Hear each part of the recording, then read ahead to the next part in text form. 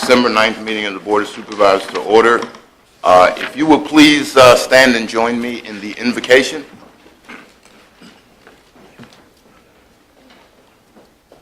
Dear Father God, we come before you this day to say thank you for your grace and your many blessings.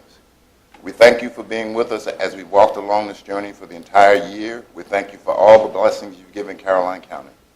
And now, dear Father God, as we enter the Christmas season, we ask that you be with us again. Be with us, have your spirit there, so that we may indeed have peace on earth, so we may indeed love our neighbors. Dear Father God, we ask all these blessings in the name of your risen Son, Jesus the Christ. Amen. Amen. If you'll join me with the pledge. Pledge allegiance to the flag of the United States of America and to the republic for which it stands, one nation, under God, indivisible, with liberty and justice for all. Okay, Mr. Cully, you have amendments to the agenda. Board members board members that were at, which is all of us except for Mr. Akers who was sick, board members who were at the senior gala know that I was informed of a resident's 100th birthday. I asked Mr. Cully to put together a resolution for the board for Deacon Monte's 100th birthday. So that's an amendment to the consent agenda. And do we have any others? No, that was the only amendment we had. All right, thank you very much. So we will make that consent agenda item D, I believe. And we'll go from there. Anything else? Board comments, Mr. Taylor? I don't have any at this time. Mr. Black? Yeah, I just briefly want to say how much the Senior Citizen Gala was a fun time.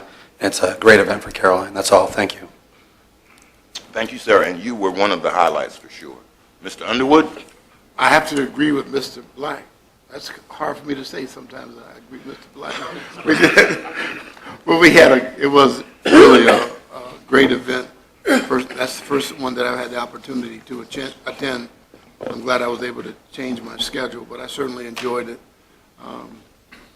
It's good to have a little levity.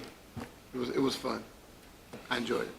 Of course, I think the winners of the dance contest. All right, you're cut off. Okay. Mr. Underwood is acknowledging the fact that his partner and he were the winners of the dance tournament. That's probably more related to her as opposed to him. If you guys need dance lessons for next year, let me know. We are going to take them from Mr. Black. Mr. Akers? No, I have not. Opening board comments. It's good to have Mr. Akers back. He was out sick at our meeting last week. Mr. Seeley? I just wanted to make sure everybody knew that Mr. Underwood did have the winning partner in the dance contest. Yeah, that's the way to put it. But Mr. Black was the most entertaining. Yes. So if we have to put them in order, that's what I think we have to do. Can we get a And I think at some point in the meeting, we're going to ask Mr. Black to do his famous sprinkler. Is that the sprinkler? And the lawnmower. Okay. That's all, Mr. Chairman. Thank you very much. I had the one about Deacon Monte's 100th birthday, and since Mr. Nelson's here, we're going to talk about Omaha Drive when we get that time, so I'll wait for those. And of course, that leads us right into our first agenda item, which is the VDOT report. So, Mr. Nelson, as always, it's great to have you. And as we said before, or as I said before when I was coming in, it's what's a couple of $1 million among friends, right? All right, so good evening, everyone. Good evening. Good evening. Give you your quarterly update. Since the last time we met, I've only got really one additional item to update you on. The Route 639 project right now is substantially complete. There is a punch list item where they will be adding guardrail around the stormwater management pond.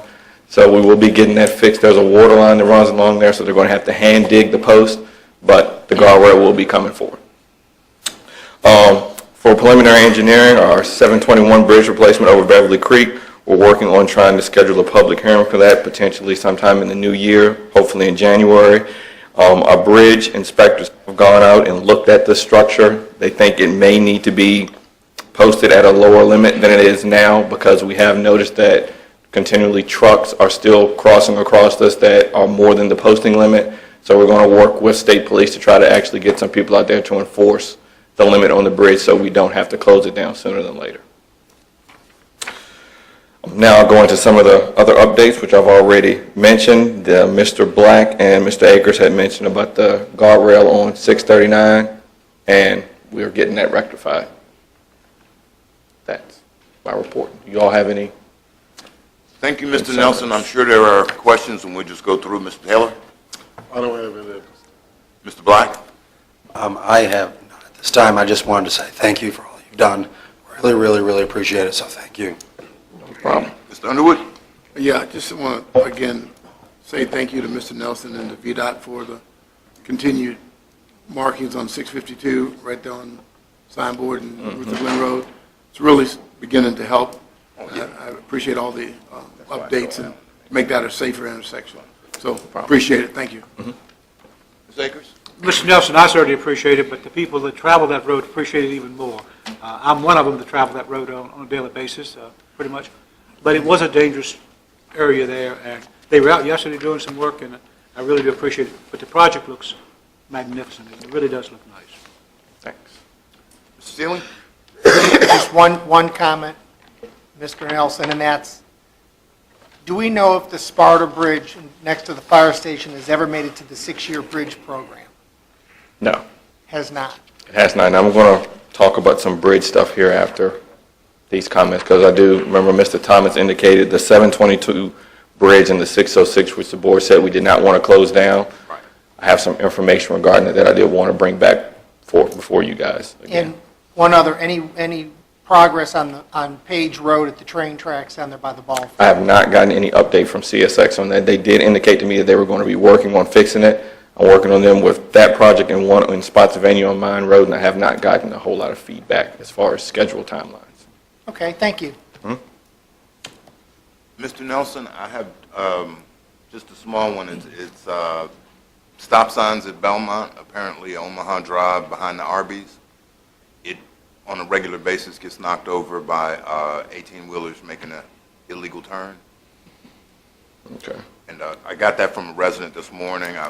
I've asked the sheriff if he could patrol it more aggressively. The sheriff mentioned that maybe we should put no parking signs near the Arby's, because they apparently pull right there in front of the... Yeah, I think we're working on an issue with the Arby's and their entrance too, and I just need to check to make sure Omaha Drive is actually in the system. I can't recall if it's actually made it in or not, because I think it's still a private road. Belonging to the Belmont Homeowners Association until they turn it over. Yes. But so that means the stop sign belongs to them or you? Belongs to them. Which means we have a bond on that road, which we could put the stop sign up again. Because it gets knocked over all the time. Yeah. Okay. Well, we'll put it up with concrete next time and see what happens. Nothing really stands up to 18-wheeler. All right, I think that's it, and you're going to give us good news about the 2 bridges. Yeah, I mean, I know that you kind of left it open-ended, saying that it may not be a full no, but I do have some numbers to kind of share with you that our bridge engineer has asked me to kind of relay. The 722 project, by closing down the road, we can reduce the time of construction by 150 days. We're talking about a 5-mile detour if we close down the road and a potential savings of $754,000. So by doing phased construction, we're looking at a duration for the maintenance of traffic, 225 days versus 75 days if we close the road down. And we would save potentially $754,000 on that project alone. Okay. And you're looking up 722. That's Nelson. That's the one in Milford. Nelson Hill Road, yes. Nelson Hill Road. Now, let's talk about this $754,000, because that's getting them, close to our million among friends. How much of that is county funds? As of right now, there are no county funds on this project. Okay.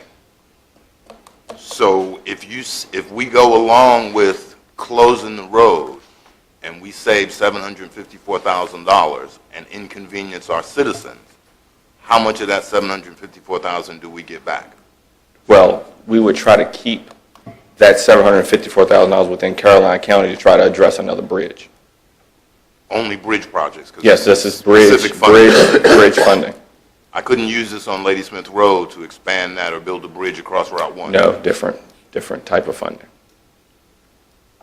So my choice, what you're really saying is, my choice is save the Commonwealth $750,000 and inconvenience the citizens in Caroline more, or not inconvenience the citizens and cost $750,000. And also with that, not necessarily the inconvenience, but if we aren't able to move forward with this project sooner than later, based on the condition of it, if the ratings deteriorate because we have to find additional funding and push this project out potentially a year and a half, we may end up posting the bridge at a point where there will be no access across except for residential use anyway, and that is a heavily commercial travel Right. roadway. So you're trying to convince me to not save the 750, or to save the 750? Okay. Yes, that's what What I'm- about the next one? Because the The next next one was a one. longer. Yes, 606 had a 20-mile, All right, give us the days one more time. It was 155 day savings, is what you said? 150 days, so 150 day savings. if we close the road, duration of time for this contract, 75 days. They're going to shut the road down for 75 days. 2.5 months. Then if we use stage construction, 225 days. 7 months. Okay, so our choice is 2.5 months or 7 months. Yeah, I mean, But you're not going to give me that money back you saved. we're going to try to keep it in Caroline County. And I mean, that's why I want to talk about the 606 bridge too, because there's a shortfall there. And I understand the traffic concerns on 606. It carries a whole lot more, and the detour is fairly large. But the numbers with that, if we close down the road totally for 90 days, and versus the 225 days for stage construction, we would save $863,000. So it's 135 days duration difference in that project. And this project has a whole lot more environmental concerns than the 721 project. Okay. This one was the one that the school bus drivers were concerned about most. Yeah. If we go with the 90-day, can the Commonwealth promise us that we could do it June, July, and August? We can work on that. And what we're trying to do is put these contracts out together and have a huge incentive for a contractor to finish earlier than later. Could they Okay, do it so in the there's- summer? But then that's what I asked. But then there's basically no real guarantee. Well, there's going to be a fixed completion date where we have to get they provide us these numbers 90 days, we're going to hold them to getting it complete in 90 How days. about start dates? The start dates, we'll have to work around that. Yeah, see, that's the issue. The 606 one, the school specifically said that would cause them a, heartache. So if we go along with the shorter duration on 606, we have to have some sort of commitment that it would be at least June, July, and August. We can work on that. And I'm not asking for a decision here, I just wanted to provide you additional information They and were done May 19th this year. Mr. Chairman, could I? Mr. Taylor, that is Well, your I would just like to add, though, and I understand what we're talking about, but I can tell you, we're going to have major concerns from citizens if we close that bridge for that period of time, even in June, July, and August. I mean, even if you could work that, that's a heavily traveled road. You have a lot of 95 traffic that comes through there almost on a daily basis. And actually, even 301, people take 301 to Bowling Green, and then they come up and go that way to get off at 95. I just think that citizens are going to be really, really concerned. And we could probably even tell them about the monies that we're going to be saving. But at that point in time, I don't know that that's going to make a difference. And we're the ones who are going to hear that. So I think we need to really think long and hard about the way we handle this situation. Well, I was just trying to get options first, and that's a great point to add in. You started in the introduction to say shortfall, but you never finished or told us about shortfall. So tell us about shortfall. well, right now we have a shortfall on both projects. So we're trying to find money to actually fully fund these projects to move along. So What's the shortfall on the 606 one? as of right now, I don't have a real number as far as what the total shortfall is, but I did ask the question, if one project was reduced, would that shortfall help cover the cost of doing it on phase construction? As of right now, there's such a shortfall of funding, period, that we're trying to scramble to find additional funds to move this project along forward, period. Oh, so if you don't have funds to fully fund it, you may not put it out to bid. Yes, Because I think that's a requirement. yes, And if you don't put it out to bid, it'll just stay like it is, and theoretically, the bridge will just keep deteriorating. Yes. And then sooner or later, you'll have to close it.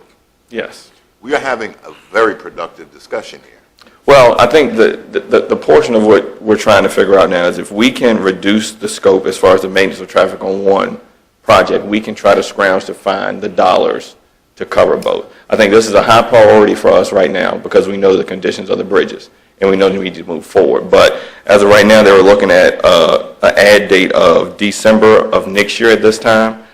As of right now, there's no way we're going to be able to make this add date with the estimates that we've got.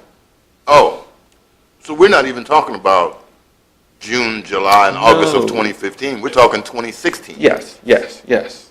Which leaves enough time for potential public outreach if we wanted to go down that route. But we have to make some sort of commitment to VDOT about what we'd like to do with the road closures. Yes, that's Now. No, I'm not asking for a decision now. We're in the Okay. preliminary stages. I just Okay. wanted to provide you with additional information. I can summarize this and send it to Mr. Cully, and he can distribute it. I just want to get a direction of which way we're going to go, because we're in the preliminary stages, and we want to narrow this thing down and fine-tune it so we can move forward. Okay. So, board opinion, if we do the 722 project, close the road, use a detour, it'll save $750,000, and it'll only take, would you say, 75 days?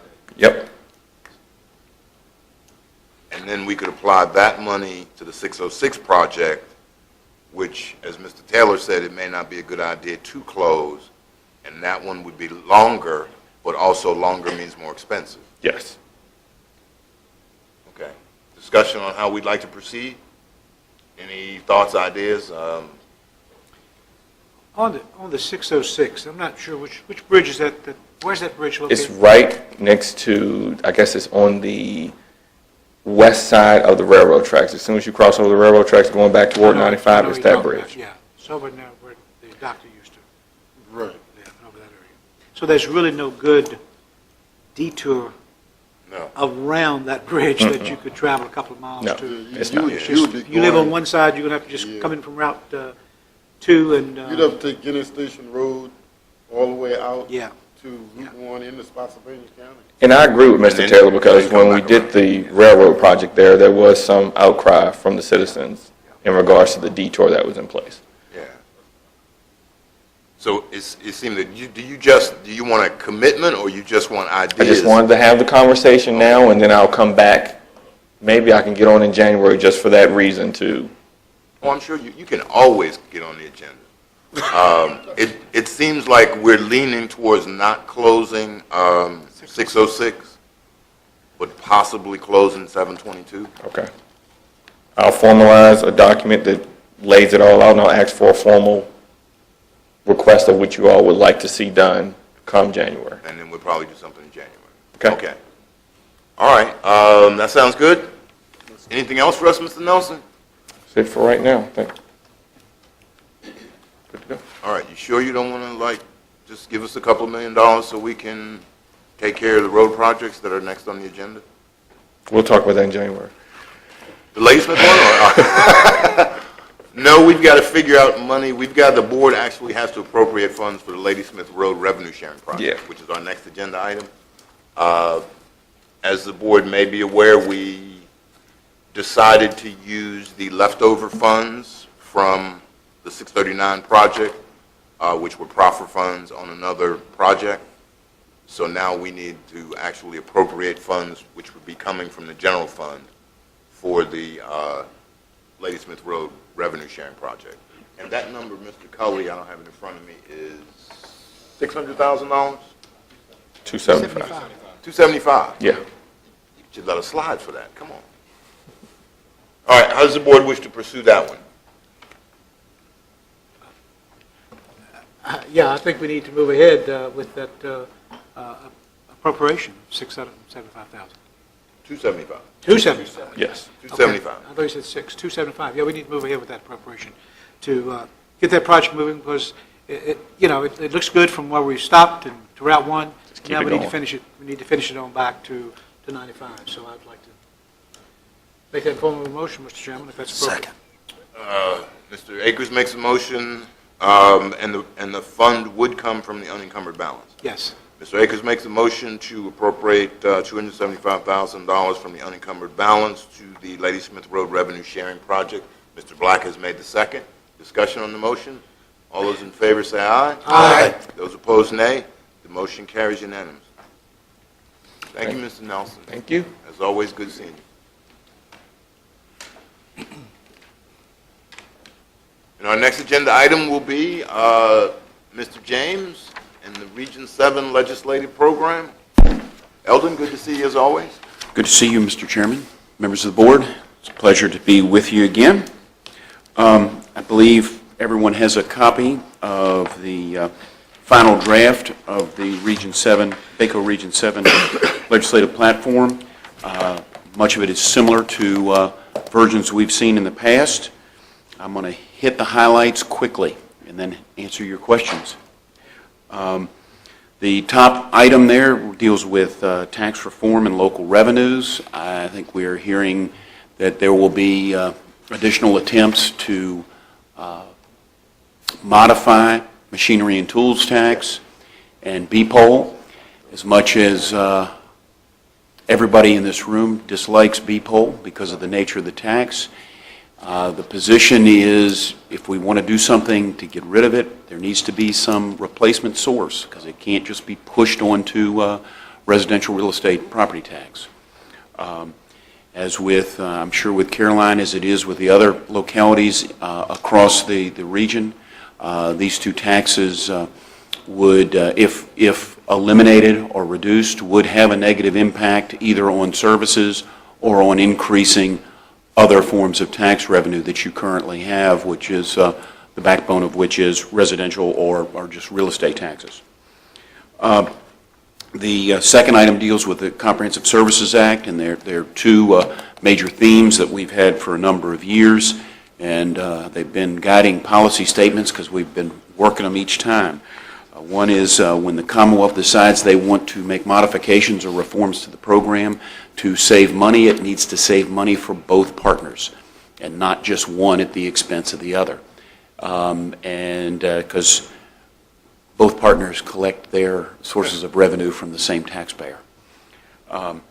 The other part of that is that the program has long been exempt from, ever since its creation in 1992, exempt from the Administrative Process Act and that due diligence review process when regulations are changed.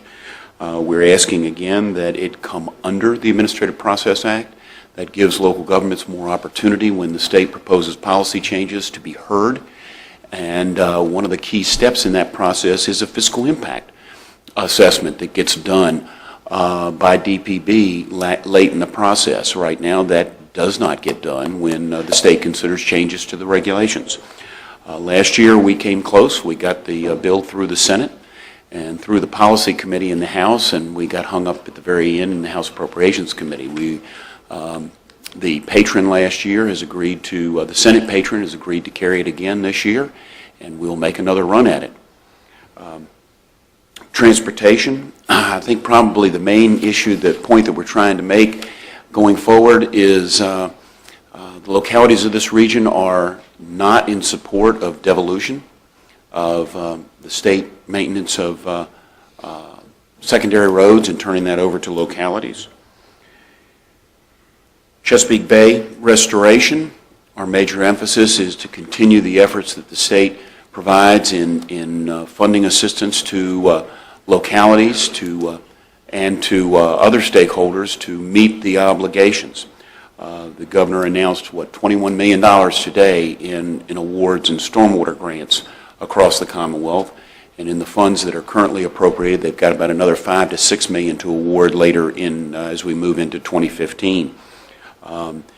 It's important that we maintain those matching grants. They're very helpful in meeting the obligations that you have and that all the other local governments that make up 2/3 of the Commonwealth have relative to the Chesapeake Bay. More specifically, on stormwater management, as you'll remember, we were part of an effort to make some major revisions to that program last year. Many of the recommendations that came from this region and from the Rappahannock River Basin Commission were actually enacted in the 2014 session, and it did provide some relief and some streamlining for local programs and local responsibility. Because of the large number of changes that have taken place in that program almost annually for the last decade, the localities of this region are saying, maybe we need to take a break, let's let the dust settle, let's all get used to the new rules now that they're up and running, and maybe when we come to 2016 or 17, we take the lessons learned from where we are in the implementation process to look to see if we need to make additional adjustments or tweaks to the program.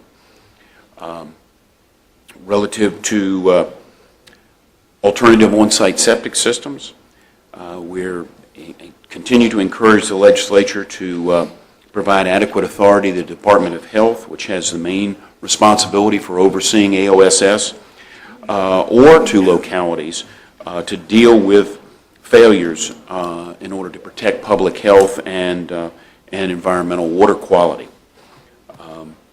The final issue that is on the platform deals with local and regional jail funding. We're sitting right now with about a $13 million per diem gap in statewide in state support to local and regional jails based on the formula. We're hopeful that the governor will put that in his budget when he announces it next Wednesday. And if he does, we will be working with the legislature to maintain that. And if he doesn't, we'll be working with the legislature to make it happen. Last year this time, we had a similar gap, and the governor's proposed budget only closed about half of it, but the legislature came through and did that the rest of the way. This is almost pretty much an annual dance that we do, but we've got to keep it on the agenda because that money is important to our local and regional jails. Mr. Chairman, that is a quick through of the issues. I'd be happy to answer questions. Thank you, Mr. James. Let's see if we have any questions and then maybe comments. Mr. Seeley, we'll start here. I guess one of the primary things that we're starting to hear are the alternative septic sites with the failure of those. And I guess I'm just curious where you think this might go in giving the locality a little more control. I think we're probably more likely to try to eke out some additional authority to the Department of Health to do their job as opposed to actually getting authority restored to the localities that we once had, but the legislature clipped our wings on about 8 or 9 years ago. But I think it's important that we deliver the message. This is about protecting public health and also protecting water quality at the very time when we're asked to do more on water quality in other areas.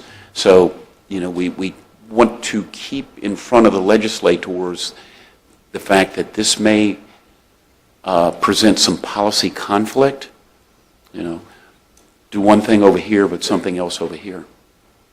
So you don't have any idea where the sentiment may lie in the years that this has been chased? I mean, are we making any headway, or I guess with the General Assembly, or aren't we? I would say that we're making headway in the sense that the ground that we lost over a number of years has slowed. We're not losing ground at an annual rate as that we were in terms of local authority, and making an impact as occurred over several legislative sessions 6, 7, 8 years ago. Okay. So it's a little less bad, I guess is a way to put it. Well, I mean, because this is related to other stormwater management, Chesapeake Bay restoration. You know, I look at all those sort of wrapped together. When this one falls apart, all those are going to have issues. And everybody's going to point fingers at the localities aren't doing their job to maintain quality, and you can't when we don't even have the authority to do it. And I think you are right on point, Mr. Seeley. You have a situation where The technology exists with these systems that if three things occur, you actually have better water quality. And that's if they're designed right, if they're constructed right, and if they're maintained right. But if you miss on any one of those three, you could be worse off than you were with a poor, just passive septic system. And we have to keep delivering that message. Okay, that was sort of my question, Mr. Chairman. Thank you. Mr. Akers, you have any? Mr. Chairman, I don't have any because we were involved in helping to develop this. Put it together. Mr. Underwood? No, sir, Mr. Chairman, not this time. Mr. Black? No, sir. Mr. Taylor? No, just to comment, we talked extensively about this at VACO, and just the fact that there are just very few avenues that we have to generate revenue, and if they're going to take away some of those or adjust some of those, then it just makes it that much more difficult for us to perform. And hence why that is number one item on the platform this year. Mr. James, I want to ask a couple of questions. Though. Sure. One is NACO, the National Association of Counties, Okay. is actually, I guess, working at the federal level to reinstitute payments in lieu of taxes. And I think that would be of particular interest to King George, with Dahlgren, Stafford, with Quantico, and Caroline. And I didn't see that as part of our legislative agenda, and I didn't know if we decided just to let it be handled at the federal level since all of those are federal installations. Because that's a federal issue, this just deals with the Virginia General Assembly, and they don't really have purview over that. That's why it's not in here. Well, I just wanted to make sure and see if those other localities that are there are at least participating, and since you're the liaison, are they at least participating at a federal level? I do not know the answer to that. I would imagine that they are, but I don't know the answer to that. Okay, well, we need to find that out to make sure that there's strength in numbers. And do you have any idea of where we are with the internet tax and the subsequent impact it's going to have on the gas tax?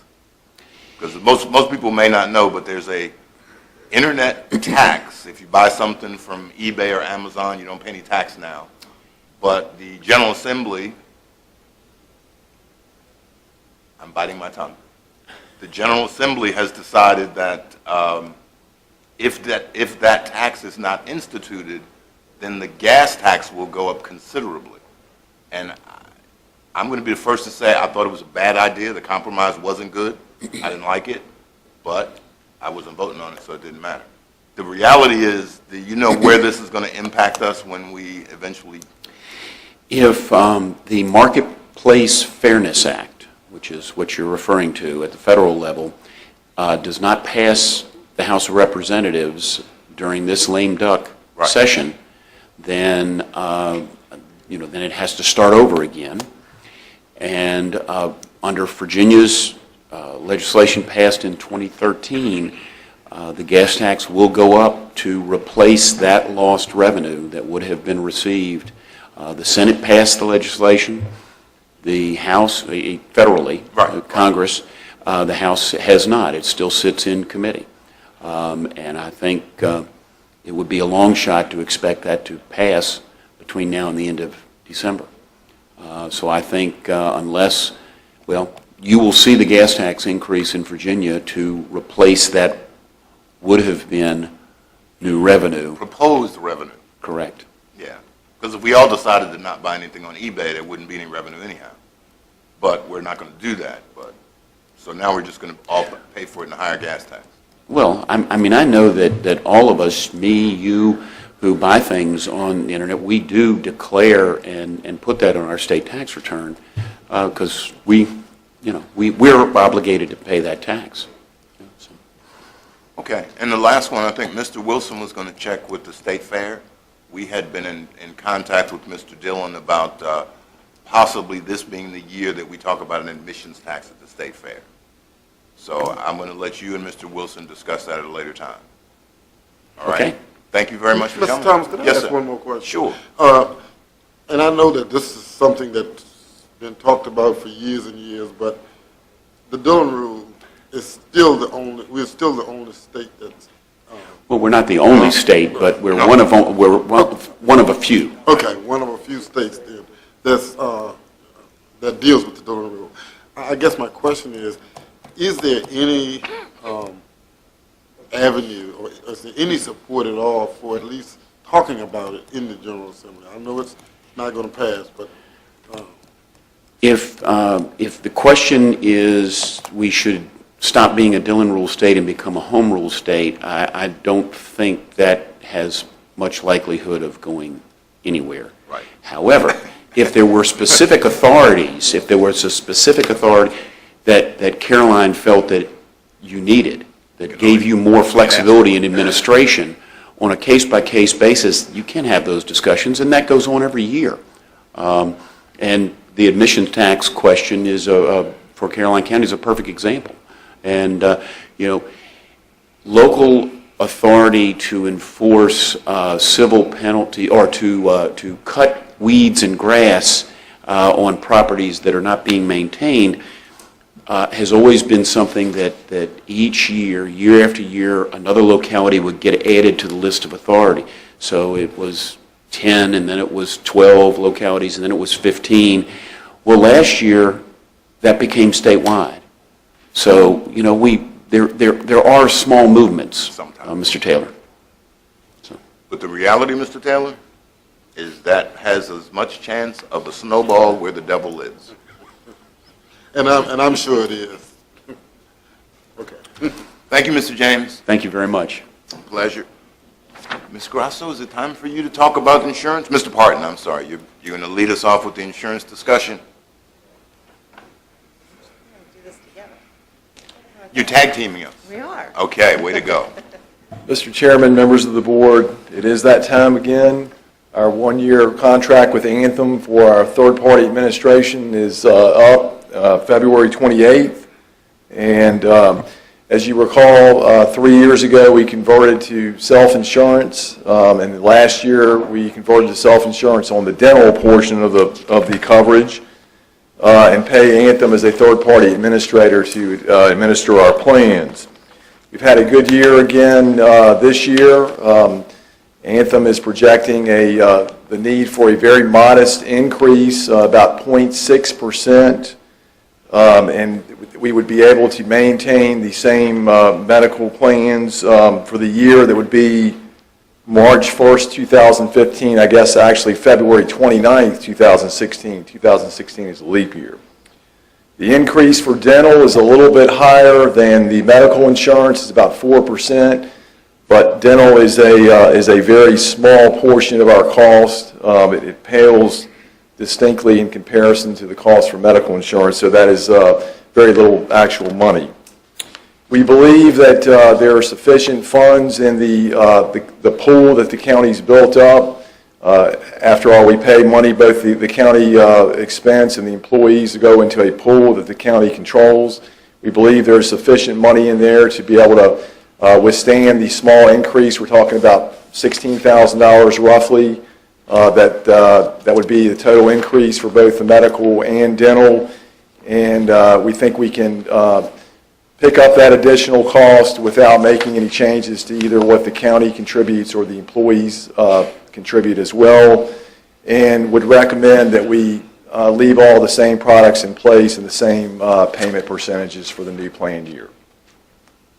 With that, Mr. Chairman, I would be happy to try to answer any questions, or I can answer them. Ms. Grasso is here. Okay. You didn't tell us how much we were going to save this year. Did I miss that? You did. We couldn't, last year we saved 8%. Couldn't pull that magic again, but I would say 0.6% increase is pretty good given what many other localities have been experiencing. 0.6. 0.6. Less than 1%. Correct. Okay.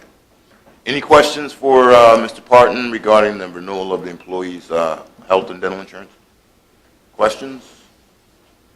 Wow, you did an outstanding job then. There are no questions. Ms. Grasso, thank you for your input. Great job again. It was my pleasure. All right, and we know you guys work on this. All right, before you go, Ms. Grasso, I can't let you off the hook without anything. Perfect. Because I think 3 years ago we did this, and we did it last year, and I have to ask when I'm here. Sure. Can we switch this time or get a 3-month extension so it ends on our fiscal year? No. No, you really can't do that. We could actually set up for, if we really wanted to, we can actually set up for an extended plan year, but we looked at that last year and we decided not to do that. Okay. You decided not to do it, Mr. Parton? Well, I think as a group. That was your choice? Well, I know how Alan is. He just does stuff, so. All right, the group decided not to do it. Well, the reason being is because you're going to have a 12-month contract with the administrator. So when we talk about your claims and how they come in, the expenditures are the claims, they are what they are. So it doesn't really, that dollar figure doesn't go up or go down dependent upon our administrator. So we could extend the contract and change the renewal date, but it'll actually cost us more in the renewal to do that because they're going to project us out another 3 months. But we could actually do that at this renewal and have it renew for 18 months if you wanted to move the dates. And Mr. Colley's going to tell us why it wasn't a good idea? Well, it wasn't a good, I can tell you why last year wasn't a good idea. It wasn't a good idea last year because it would have actually taken your negative renewal and made it a positive renewal. Okay. So we would have taken that 8%, we We're would have saving lost money, it. we'd have lost it. Yeah, so you're going to lose some of that money because we have to project claims for a longer period of time. And so you lose that ability to capture those dollars. So that's kind of why we haven't done it. But if there's really a specific need to do that because of the... It's just when I look at the budget, and that doesn't mean anything because Mr. Culley does it, but it's not quite a whole year. It's always 3 months somewhere else. So. But I can live with And it. it is really tough to project because as we're trying to do the renewals and you're trying to do your budgets, it's really Right. difficult to move the renewal into two different plan years. I get that. And then we're sitting there saying, well, it was this It's much a guess this for a year, certain and period of then there's time. 3 other months. So, but I don't think anybody else has a problem with me, so I will live with my own problem. Okay, Thank you very much. you're welcome. Okay, we're moving to appointments. Mr. Akers, do you have a Recreation Advisory Committee? I do appointment? not, Mr. Chairman. You do not? Sorry. No, do not. All right, and I don't think the other board members have Board of Assessors, so we are unfortunately, I do, Mr. Chairman. oh, I'm sorry. We have to actually act on the health insurance. He did such a great job, I just accepted his opinion. So we need a motion to accept the proposed employee medical and dental renewal from March 1, 2015 to February 29th, 2016. So is there a motion to that? So moved. Okay, is there a second? Second. Okay, motion's made by Mr. Akers, seconded by Mr. Seeley, that we move forward with the employee insurance renewal. Discussion, all those in favor say aye. Aye. Those opposed, nay. The motion carries unanimously. Thank you, Mr. Culley. Appointments, all right, who do I need to apologize to, Mr. Fincham or Ms. Carter? I don't have a, Ms. Carter? I don't have a Board of Assessors appointment yet, and other Mr. Underwood. And Mr. neither Taylor, do do I. you have one? I do. Well, never mind, just because you have one, we don't. Mr. Akers, you don't have one either? I do not, Mr. Okay. All right, Mr. come on, Chairman. Mr. Taylor, you've got, let me take Mr. Taylor's. You already had one. Well, there's been a change. My appointment had to pull out, so I've got another appointment, actually. Now? Yes. You want to save it, till January when you can talk, or you want to? It doesn't matter. Because we're not going to have them complete. We'll just give Okay. Mr. I mean, we can do yours. That's We can do fine. Mr. Taylor. So, Mr. Taylor, give us yours. Well, I have it, so Mrs. Ellen Sneed is the person that's going to serve for the Port Royal District. Okay, is there a second to Second. appoint Mrs. Sneed? Motion made by Mr. Taylor, seconded by Mr. Akers. All those in favor say aye. Aye. Those opposed, nay. The motion carries unanimously. Mr. Black, if you'll just whisper the name, I'll make it a motion. I'm Matthew Miniman. Matthew Minimum. Mr. Black would like to appoint Matthew Minimum as his Board of Assessor appointment from the Western Carolina District. Is there a second? Second. Okay. All those in favor say aye. Aye. Those opposed, nay. That motion too carries, and again, we apologize, but we will have those at our first meeting in January, which is what, the 14th? 13. 13th. Yeah, it's- Okay, consent agenda. Warrants, engineering contract with WW Associates and task contract order with WW Searches for White Meadow Subdivision Preliminary Engineering Report. Anybody like to pull anything off or need further explanation? Motion to adopt will be in order. Mr. Chairman, I move that. And D is I'm the sorry. resolution, I'm sorry. And D. Okay, D is the resolution for Deacon Monte's 100th birthday. Mr. Seeley, was that a second? Second. Okay, motion's made by Mr. Taylor to approve consent agenda A through D, seconded by Mr. Seeley. All those in favor say aye. Aye. Those opposed, nay. The motion carries unanimously. May we possibly, Mrs. Carter's here, and I think she's interested in agenda item number 7, which is the assessment. So if we do that now, you can go home, right? Okay. Mr. Cully, are we ready for proposed contract with Blue Ridge Appraisal? Agenda item number 7 for general reassessment of property. Yes, we are. We just have a recommendation that, Ranking the pool. well, we'd already ranked them at the last meeting to Blue Ridge.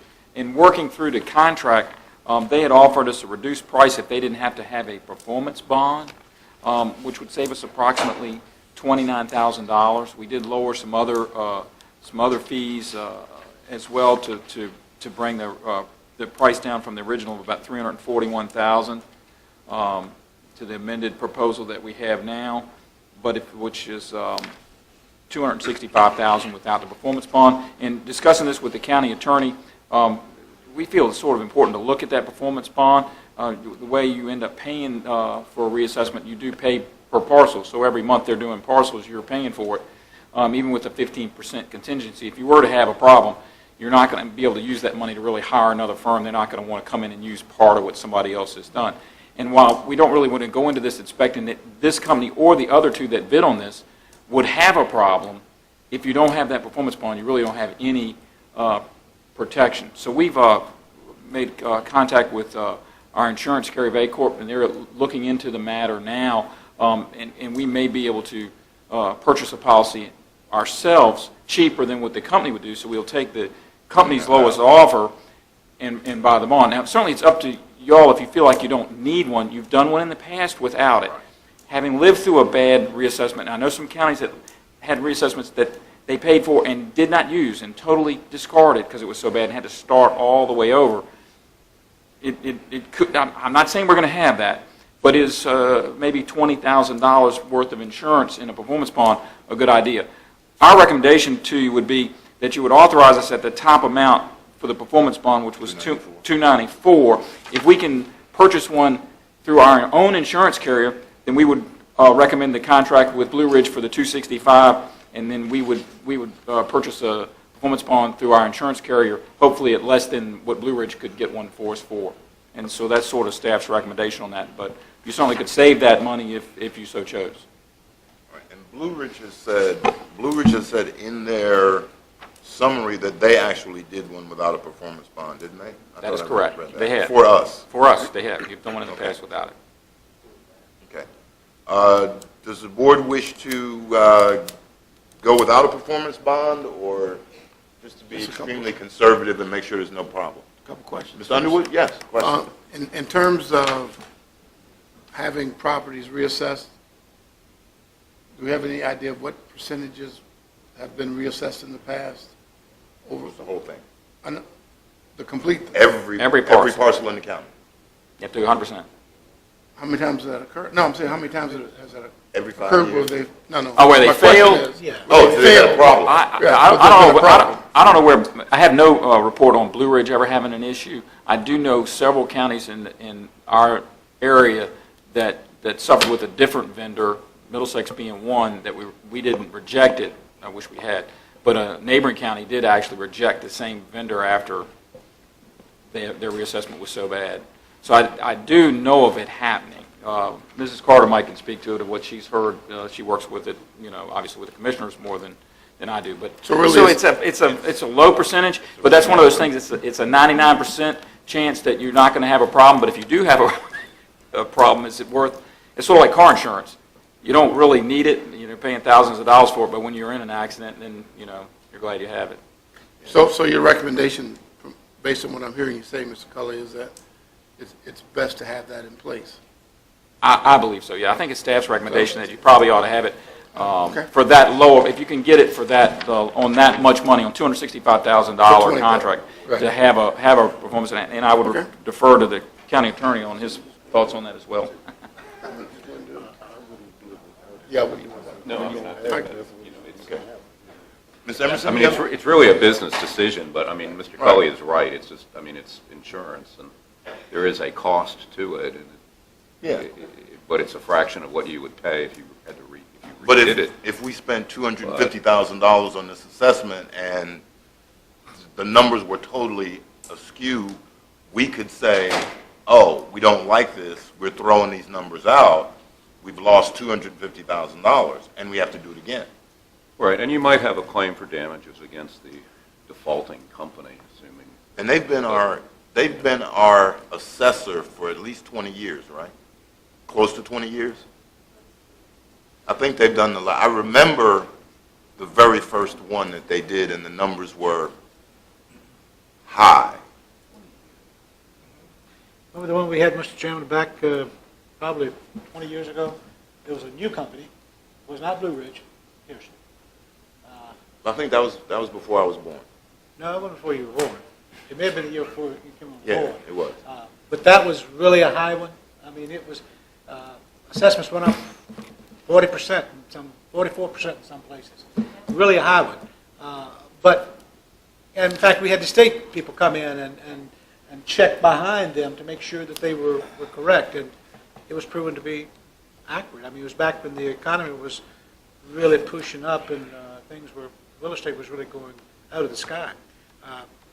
I don't know, and maybe someone can answer the question, if we buy the bond, and the scenario that Mr. Cully has just talked about is the fact that we don't like the numbers. I want to add to that. Okay, go ahead and add. Well, Well, that's not the simplest case. It would have to be clearly negligence on their part.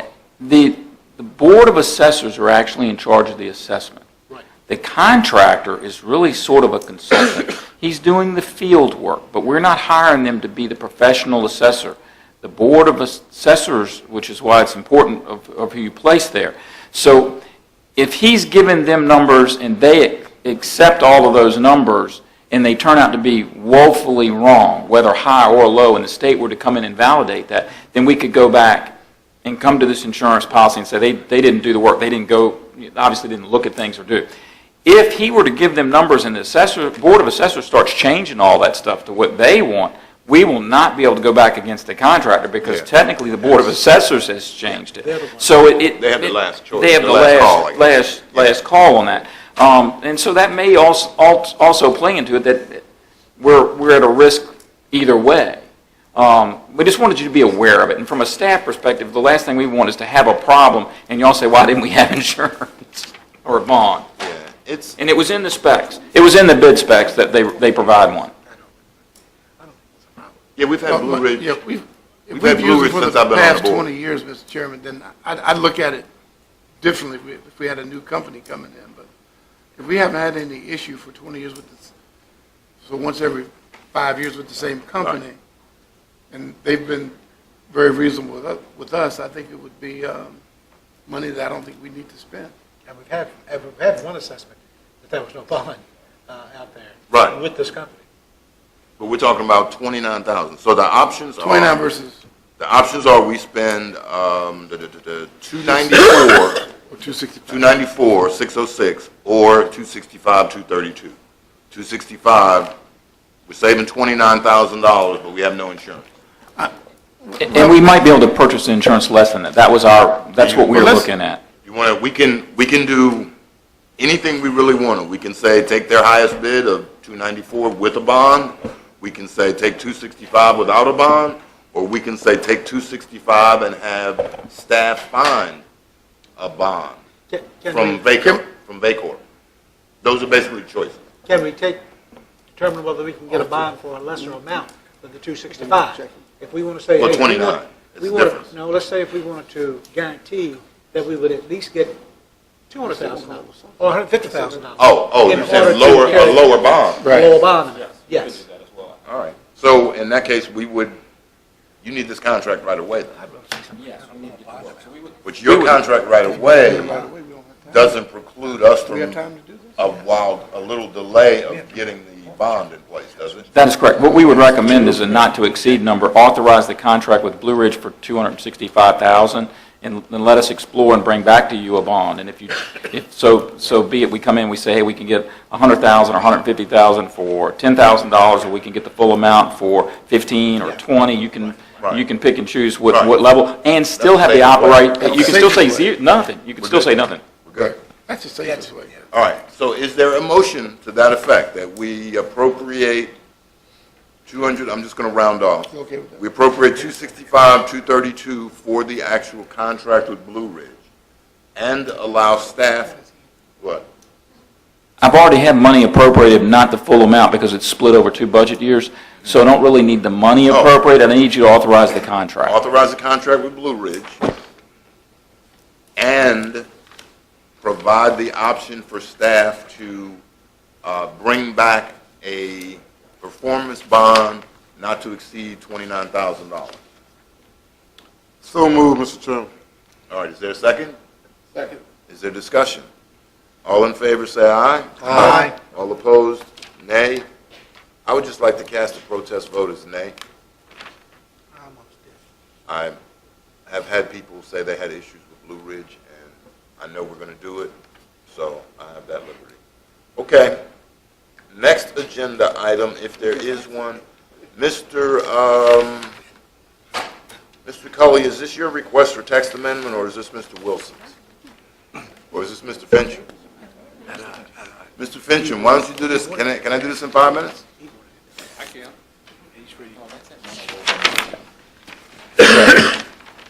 Where are we at? Mr. Fincham has agenda item number 6. Mr. Chairman, you have in your packet a request from a business owner in the county for the board to consider adopting a definition in the ordinance that allows what are called to as extended stay motels. You have the applicant's letter. You also have the planning department's recommendation related to this issue, as well as an email from Mr. Wilson in generally supporting the proposed request. I think this is an issue from a planning perspective. I'm not sure that the conditions are in place in the county to support this type of motel. And staff, I think, has concerns that it might lead to other extended residential uses not necessarily associated with business travel. You also have the letter from Mr. Wilson indicating that one of our businesses has indicated that this might assist them. From a planning perspective, again, we have one business, and we just have concerns about the text amendment.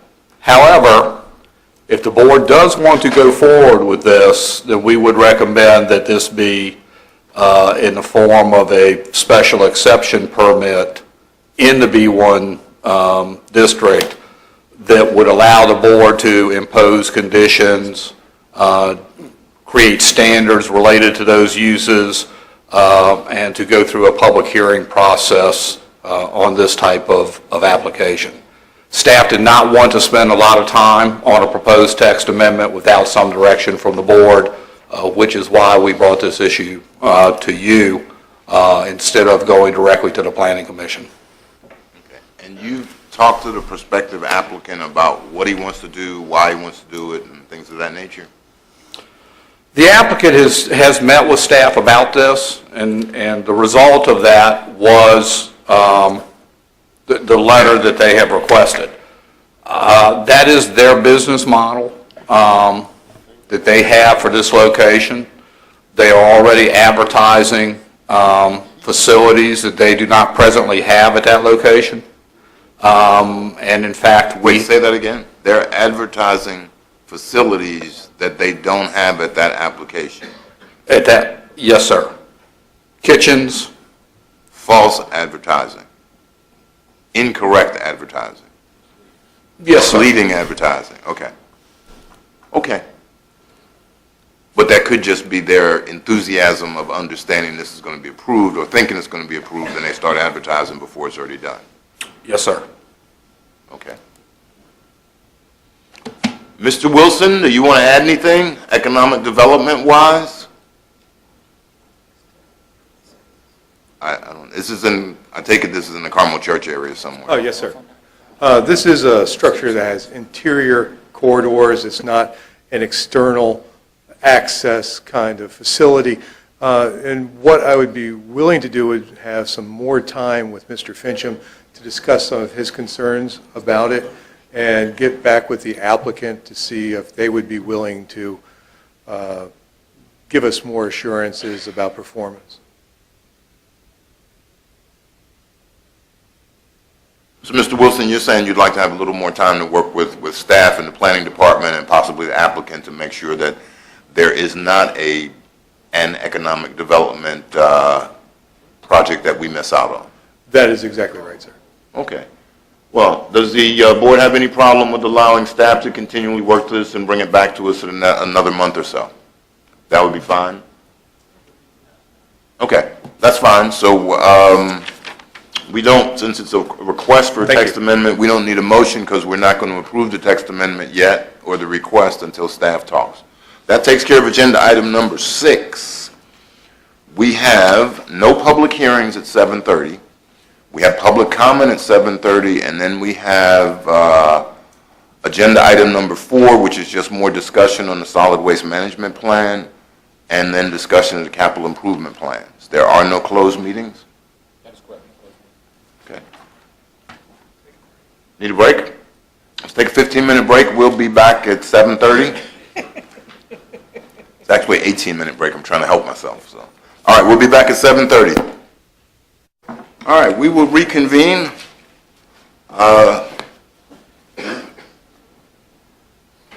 This is really good to note. That's probably the one time we've come back exactly on time and I was late. So, at this time at 7:30 is the time that the board opens up public comment to any person who would like to speak about any issue. And that's what we're doing. There was a public hearing last Tuesday on the solid waste plan. I've talked to quite a few folks out in the audience, and many of them would like to talk about the solid waste plan and the proposed landfill and recycling facility. So you can do that as part of the public comment section. We are going to have a meeting, or Caroline Recycling, the folks that are proposing the landfill, are going to have a meeting next Tuesday, 6:30, at the Reedy Church Brewerton building, which is the old Edmund Pendleton School. So again, next Tuesday, 6:30, Reedy Church Brewerton building. Caroline Recycling will be making a presentation to any and all in the county that would like to see it. So that's it, just to let you know. And now I will open up the public comment section for anyone who would like to speak on any matter that they would like to speak on for 3 minutes maximum.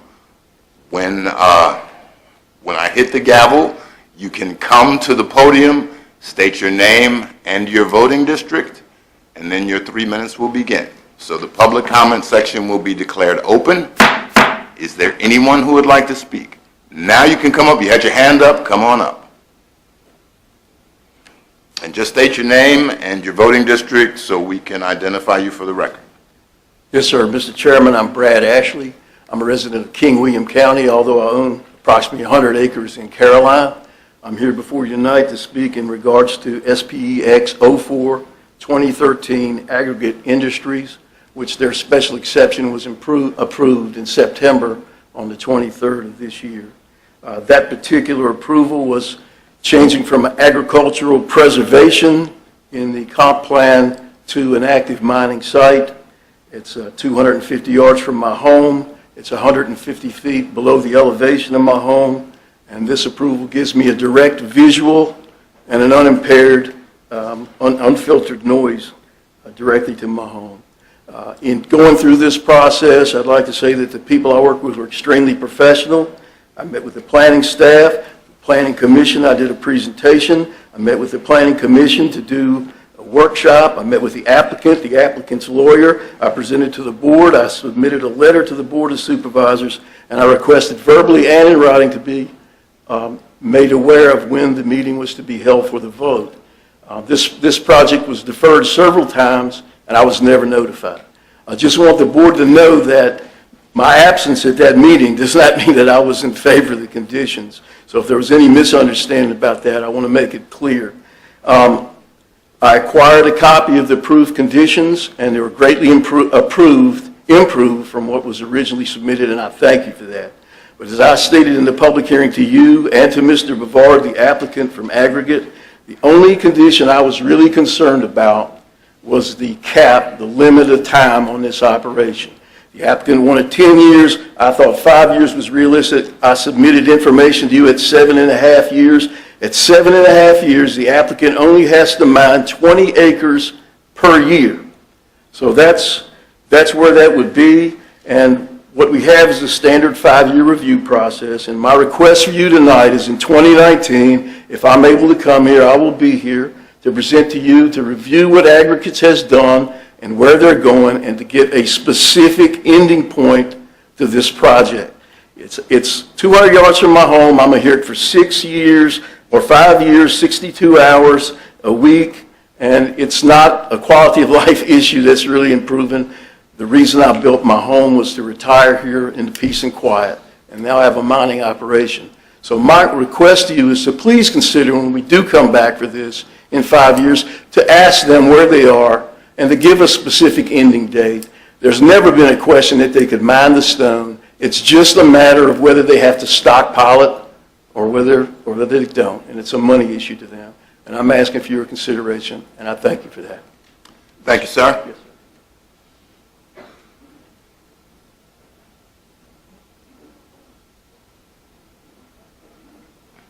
Is there anyone else who would like to speak as public comment? My name's Larry Parks. Okay. Larry, wait till you get to My the name's mic. Larry Parks. I had to ask which one of y'all was my supervisor, tell you what district I'm in. You're on Sunshine Road? Huh? You're on Sunshine Road, too? I'm on Burris Lane. I'm right backed up to this landfill. That would be me. Yes, sir. Yeah. And I didn't find out about this, really start looking into it until yesterday. I'm concerned about, I was reading through and I see that there's mechanisms to handle light, but I'm concerned about noise. I'm concerned about smell. I'm concerned about what this is going to do to my property value, but mostly I'm concerned about the water. The aquifer that flows right under that is where my well's at. And anything that sinks into the ground with this disposal site is what I'm going to suck back up in my well. And that's a concern. But I didn't see anything listed that talked about that. I see we're talking about light. But what are the hours of operation? And I went on to the Virginia site to see what was required in terms of deep well mining or management, and saw that there's action for anybody that's in violation, but doesn't say what happens to the property owners around that have got contaminated wells. And it's just a matter of landfills are going to have stuff in the water. Okay. That's all I have. Thank you. And again, you heard me say that they are going to have a community meeting next Tuesday. Right. At 6:30 at the Research Room. So I'd love it if you could make it. Okay. Thank you, sir. Is there anyone else who would like to speak? What was Larry's last name? I'm Joanne Anstead. I live on Dry Bridge Road. I just found out about this, but I would appreciate your listening to. There was an accident in front of our house on Sunday, and someone was just driving carelessly and broke the culvert pipe out in front of our driveway, which is going to be a county expense. I don't think if anyone has ridden over on Dry Bridge Road, you see how curvy it is. And we already have so many lumber trucks coming back and forth. It's going to be very dangerous, and the roads just can't handle it. The area that the proposed waste station is the eagles are living there. And you see them flying over there all the time, and it would be very, very sad. I think that's about it. I appreciate your time. Thank you. Thank you, Ms. Anson.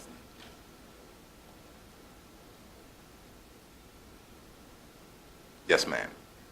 Hi, my name is Elena Smith, and I am from the Western Caroline District. I first want to apologize for my attire. We've heard here after Looks fine. practice. So,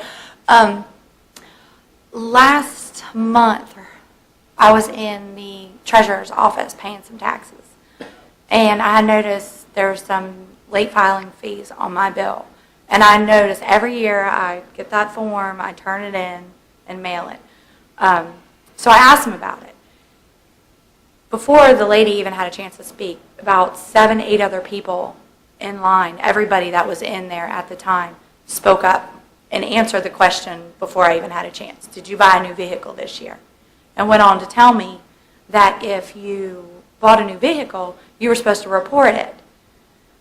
Every other county I've lived in, I've never had that happen. In North Carolina and up here, I spoke with my mother who lives in Orange, friends that live in Spotsylvania, and they get the information from the DMV. So I'm not sure why there's, duplication of effort and the work, and why we have to report that, and why we would be getting charged 10% late filing fees on this just after, I guess it's 60 days or 90 days, I can't remember exactly, if you don't know 60. that. Is it 60? So my request is that you guys look at this law and think about it. It's very, nobody reads the back of the forms and the fine print. It's how many bills and stuff do you get in the mail, and pages and pages of small text, and there's just too much time, and nobody does it, unfortunately. So it was a surprise. I was very upset. And to go along and say, there was, like I said, 7 other people in the office at that exact moment that had the same problem, that were all very upset with this. And I think it is something that should be revisited and looked at and taken into account. Thank you. Thank you for your time. Is there anyone else who would like to speak as part of public comment?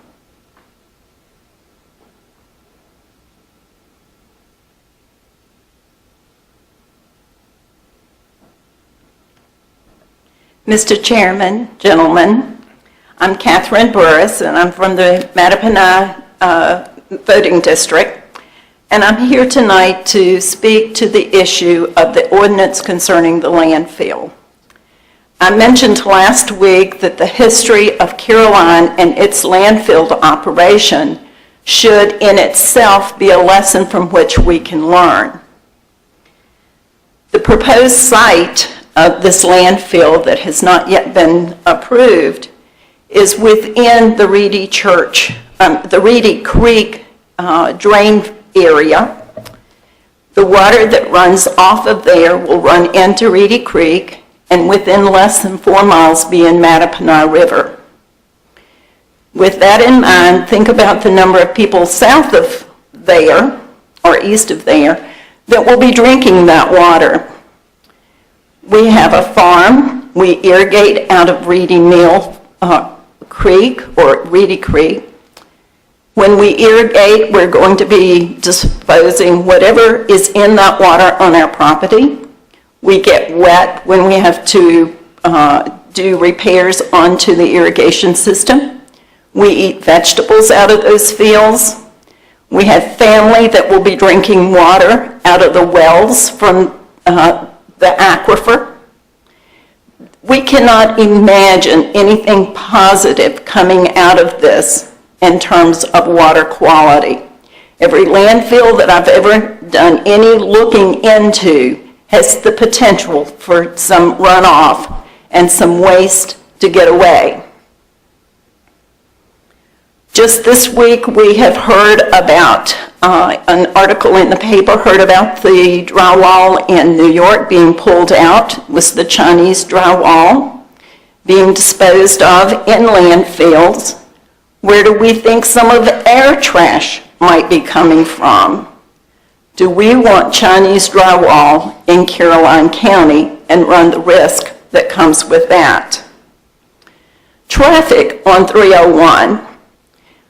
Let there be an accident on 95 and you cannot pull out at the side roads for the traffic that has been diverted onto 301. My husband works for a farmer, frequently is driving very large equipment down the road. We have 20 cars behind him on any given day on a tractor. I know that landfill drivers or just people who are delivering trash are paid usually by the number of loads.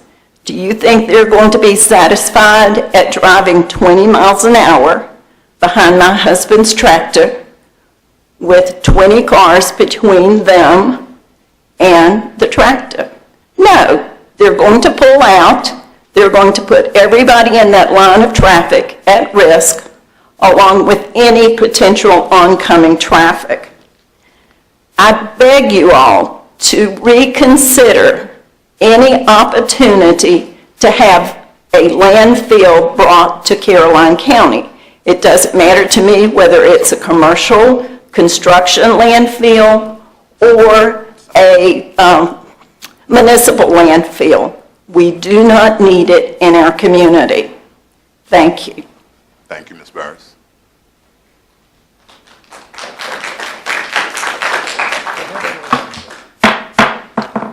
Folks, I'm just supposed to remind you that applause is not allowed, because if we allow applause, then we have to allow booing. So please refrain from applause. Thank you very much. Mr. Chairman, my name is Dorothy Amos, and I live on Dry Bridge Road. I spoke last week about the concern for my beautiful pond and the drainage that will come into my well. I want to tell you, the road is a crooked little road on Dry Bridge Road. Last Thursday morning, coming from my job, I met a log truck. He put me in the ditch, right in there by my little pond. I have two ponds, a little pond and a big pond that we built. I do not know, with trucks coming off of 301, 95, or whatever direction they're coming, how I'm going to be able to get my car out on that road and go to 301 to go to my job. So I'm begging you. And so I hear some supervisors and other people say, oh, it's not bad, it's a state-of-the-art dump. A dump is a dump.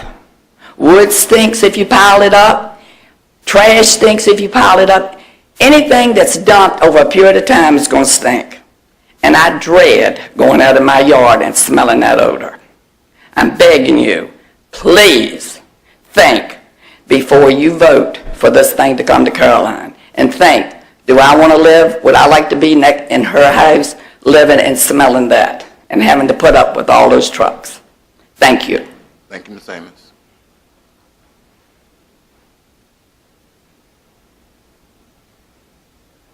My name is Nina Southworth. I live in the Mattaponi district. I live about 3 miles south of where the landfill would be coming. I also am concerned about traffic, the smell, but mainly I'm concerned my parents live right across from where this landfill would be. And my parents have been living on Sunshine Road for 50-some years. I would be concerned about their water. I would be concerned about traffic on 301. I would also be concerned about noise. And I just want to state my opposition on this landfill coming to our area. I just would ask that you please reconsider and not bring this landfill to Caroline. Thank you. Thank you, Ms. Southworth. Is there anyone else who would like to speak as part of public comment?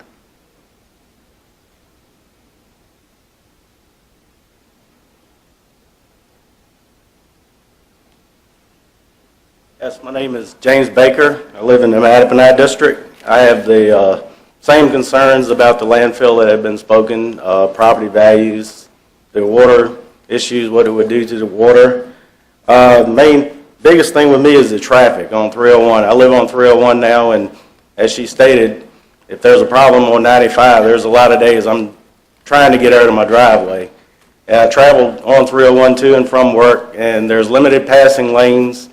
And I just think with trucks maybe not being able to go as fast, there are people taking chances, trying to get by because everyone's in a hurry. And I think it would pose a risk to all those on 301. Thank you. Thank you, Mr. Baker. Is there anyone else who would like to speak as part of public comment?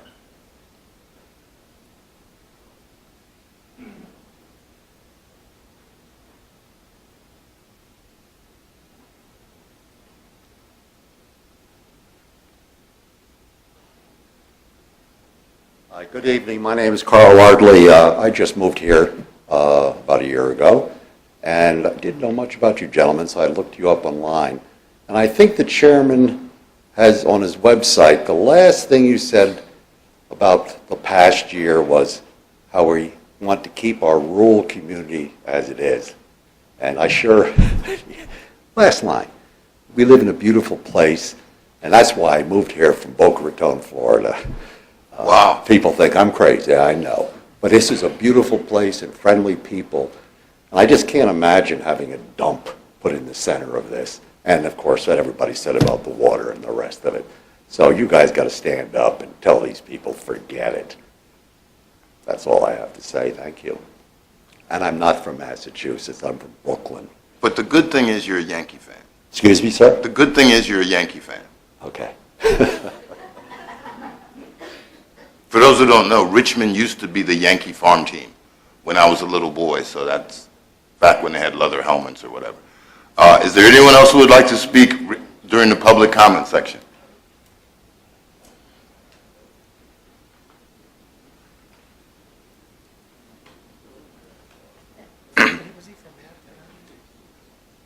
Yeah.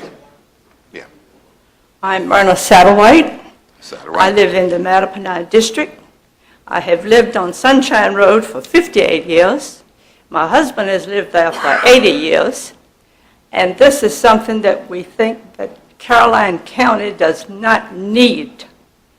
Besides the air pollution, the water pollution, it's just too hard to imagine.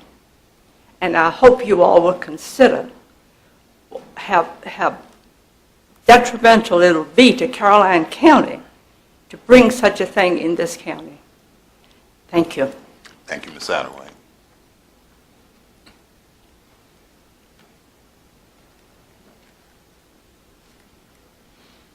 Good evening. My name is Roger Brown. I live on Barris Lane, and I've lived in Caroline County for 15 years now. One of the things that made it so attractive to me was small town America. I like small town America. I'm a transplant from Washington, D.C. metropolitan area. And if you're familiar with that area, there's a place called Blue Plains. Crap House Taj Mahal. And if you've been there on a hot August summer day, the stench is stifling. I don't want that here in Caroline County. Thank you. Thank you, Mr. Brown. Is there anyone else who would like to speak as part of public comment?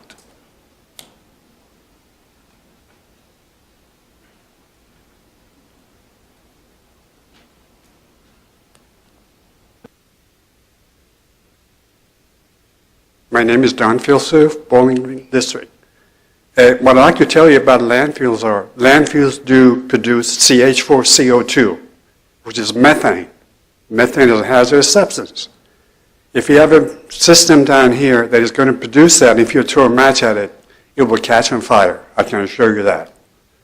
So something to consider before we do anything as far as a landfill. Thank you. Thank you, Mr. Filsuf.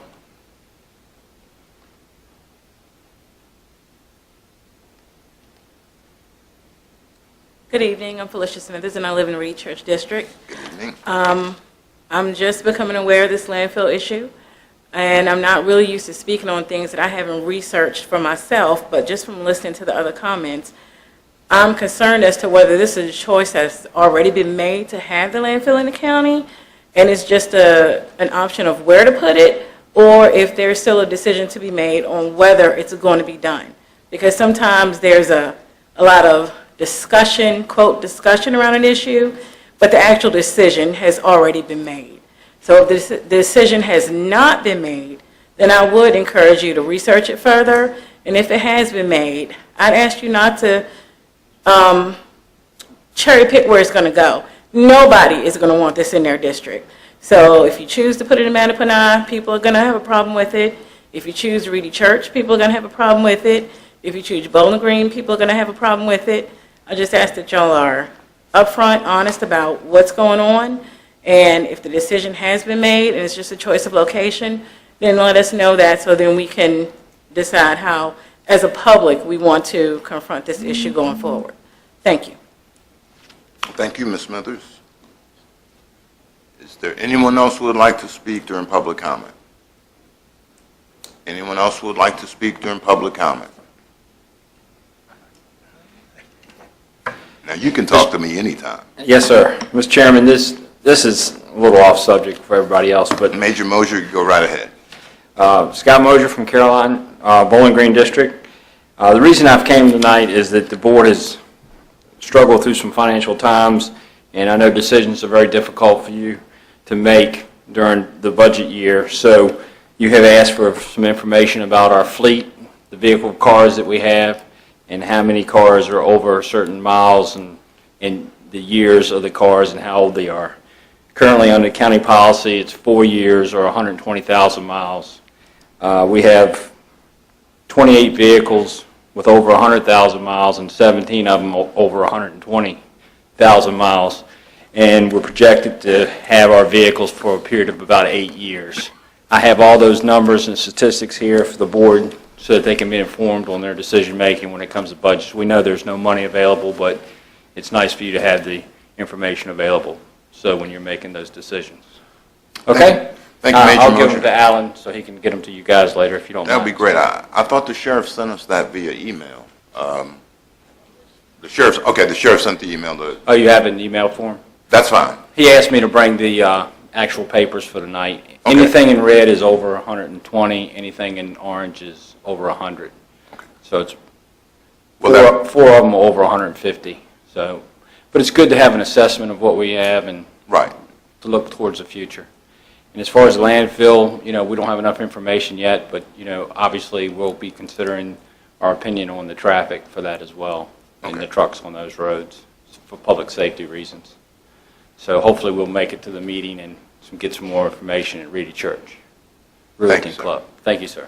Thank you, Major Mosier. Is there anyone else who would like to speak as part of public comment? Anyone else who would like to speak as part of public comment?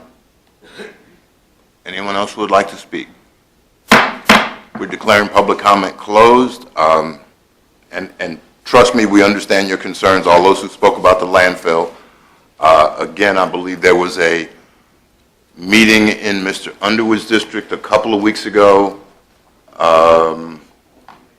small informational meeting to start. The meeting at the Reedy Church, Ruerton, we're going to have next week is going to be an informational meeting. This proposal has been before the board for quite some time via the applicant. He has talked to the board for quite some time. With regard to Ms. Smithers' comments, which are excellent, we have not made a commitment to have a landfill. We have not made a commitment on any situation there. What we have done is we've looked at what would be a host agreement, what the county would get, what they could take, what they couldn't take, and this is a process. As I told the folks when I was in the back of the audience, we are going to take as much information as we can. We're going to have as many meetings as we can, and we are going to make sure all the citizens are informed and at least understand what's going on so that they can help us make this decision. And I'm sure the reason you're here tonight is because you would like to help us make this decision. And whatever way you feel about it, that's why you're here, and we do appreciate that. This is going to be a process. The text amendment, which is the item we talked about last week, we didn't vote on last week, and we're not voting on this week because we weren't sure there was enough citizen input, and quite a few people said they didn't know. With that, we won't vote on it until January sometime, maybe not even then.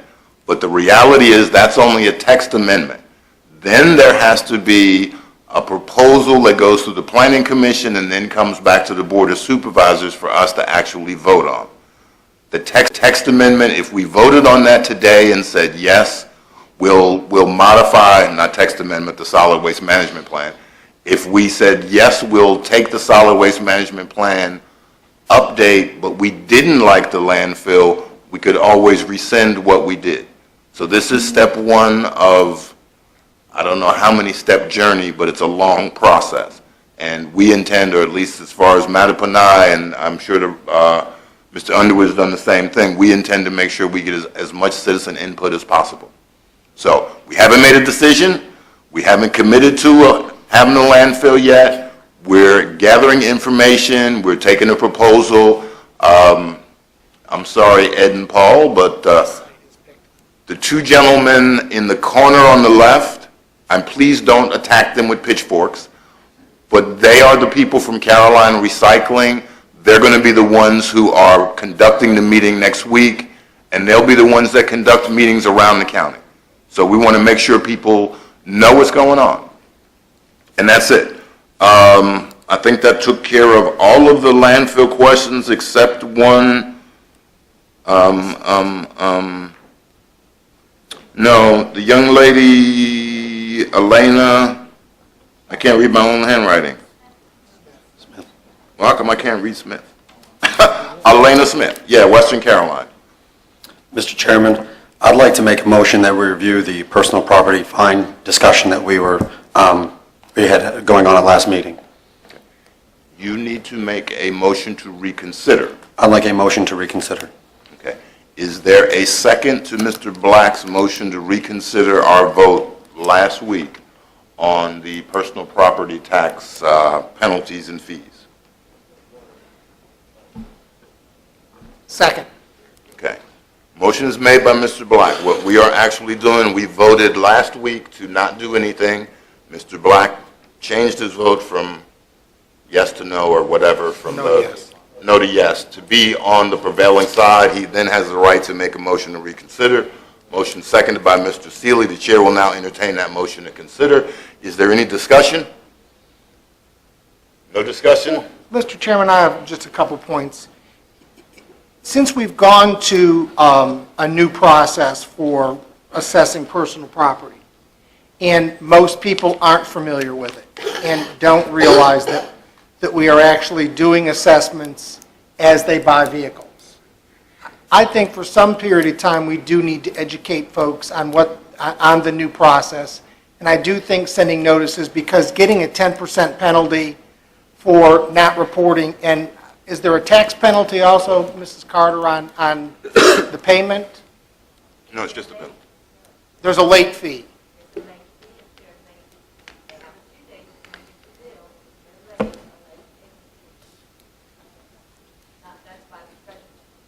Yeah, late fee. The late fee and the penalty are all together. That's the one fee.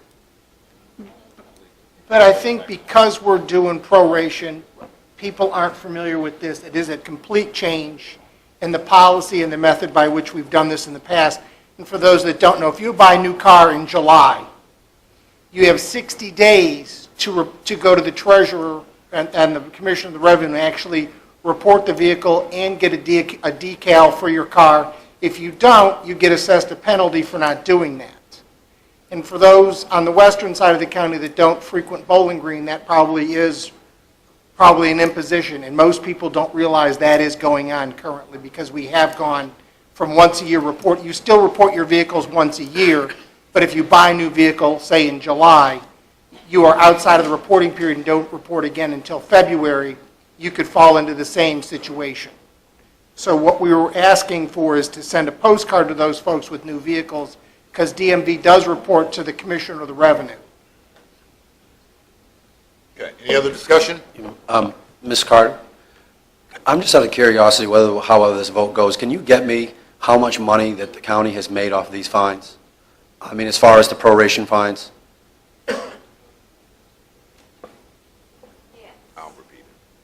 I'm just kind of curious because I have a feeling.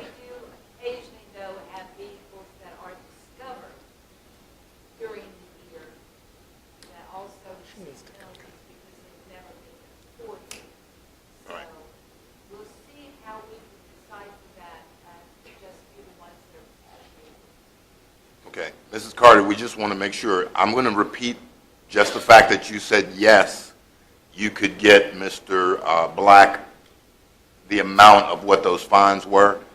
I'm just repeating this because we're not going to pick up your comments on the microphone, so we won't hear them later. Anything else you would like for me to repeat to the audience that's going to be watching this later to make sure they hear you? Or is that basically it? That's basically it, Okay. but you do need to understand. We need to understand. Can she, Ms. Carter, can you? Oh, you couldn't hear? Sure. Well, we're discussing the motion. This doesn't qualify as discussion, but we're very liberal when it comes to that. Well, we do. One thing I did want to correct. Yes, ma'am. That's Bless you. all. We do have a late filing penalty. There is a different penalty called a late payment penalty. There's two penalties completely different from each other. But the late filing penalty is the one we get when we don't turn the paperwork Right. in February Right. 1st. The late payment penalty is applied when you have a due date, when you get your bill, December 5. Right. If you pay your bill on December 10th, you're going to get a late payment penalty. Okay. So when I buy a car in July and I don't report it for 60 days, I'm getting the late payment penalty or the late filing penalty. Getting the late filing penalty. And Now, your county decal, remember, is due on that vehicle within 30 days. Right. Okay? so the late filing penalty that these people would have gotten, that the state code says 10% or $10, right, whichever is higher, is that correct? That's what's allowed by state code. So it says whatever's higher, that's part of it? Ten- No, it says 10%. 10% of or the tax. $10, whichever is higher? Yes. Okay. That's the way it's always been. Right, but I'm saying, I kind of know where Mr. Black is going, so if we said 10% or $10, whichever is lower, we would have to have an ordinance change. Yes, sir. There'd have to be an ordinance change, public hearing, Right. whole 9 yards. Okay. Mr. Black, are you finished with Ms. Mr. Carter? Chairman, yeah, and I just have a comment. I guess my concern is, Thank you, Ms. Carter. we had, and I was behind this. Sharon? Wayne's got a question, so. We had published the names in the papers of people who were, delinquent on their taxes for a long time, had been very delinquent on their taxes. A lot of the people that I'm hearing, like the Smiths here, these are people that pay their taxes on time. These aren't people that haven't paid taxes in 3 years and 4 years. These are people that come and regularly pay their taxes. I'm getting emails from those type of people. And my concern is that we're making money underhandedly. These people truly don't know. When you get a statement in February on the back saying, hey, if you buy a new vehicle, yeah, it's there. Okay, it is there. However, like Elena said, how many people pay attention to that slip? My concern is, I agree with Mr. Seeley, maybe we need to do a better job because we have proration now of getting that information out to the people, but that is my opinion. Thank you.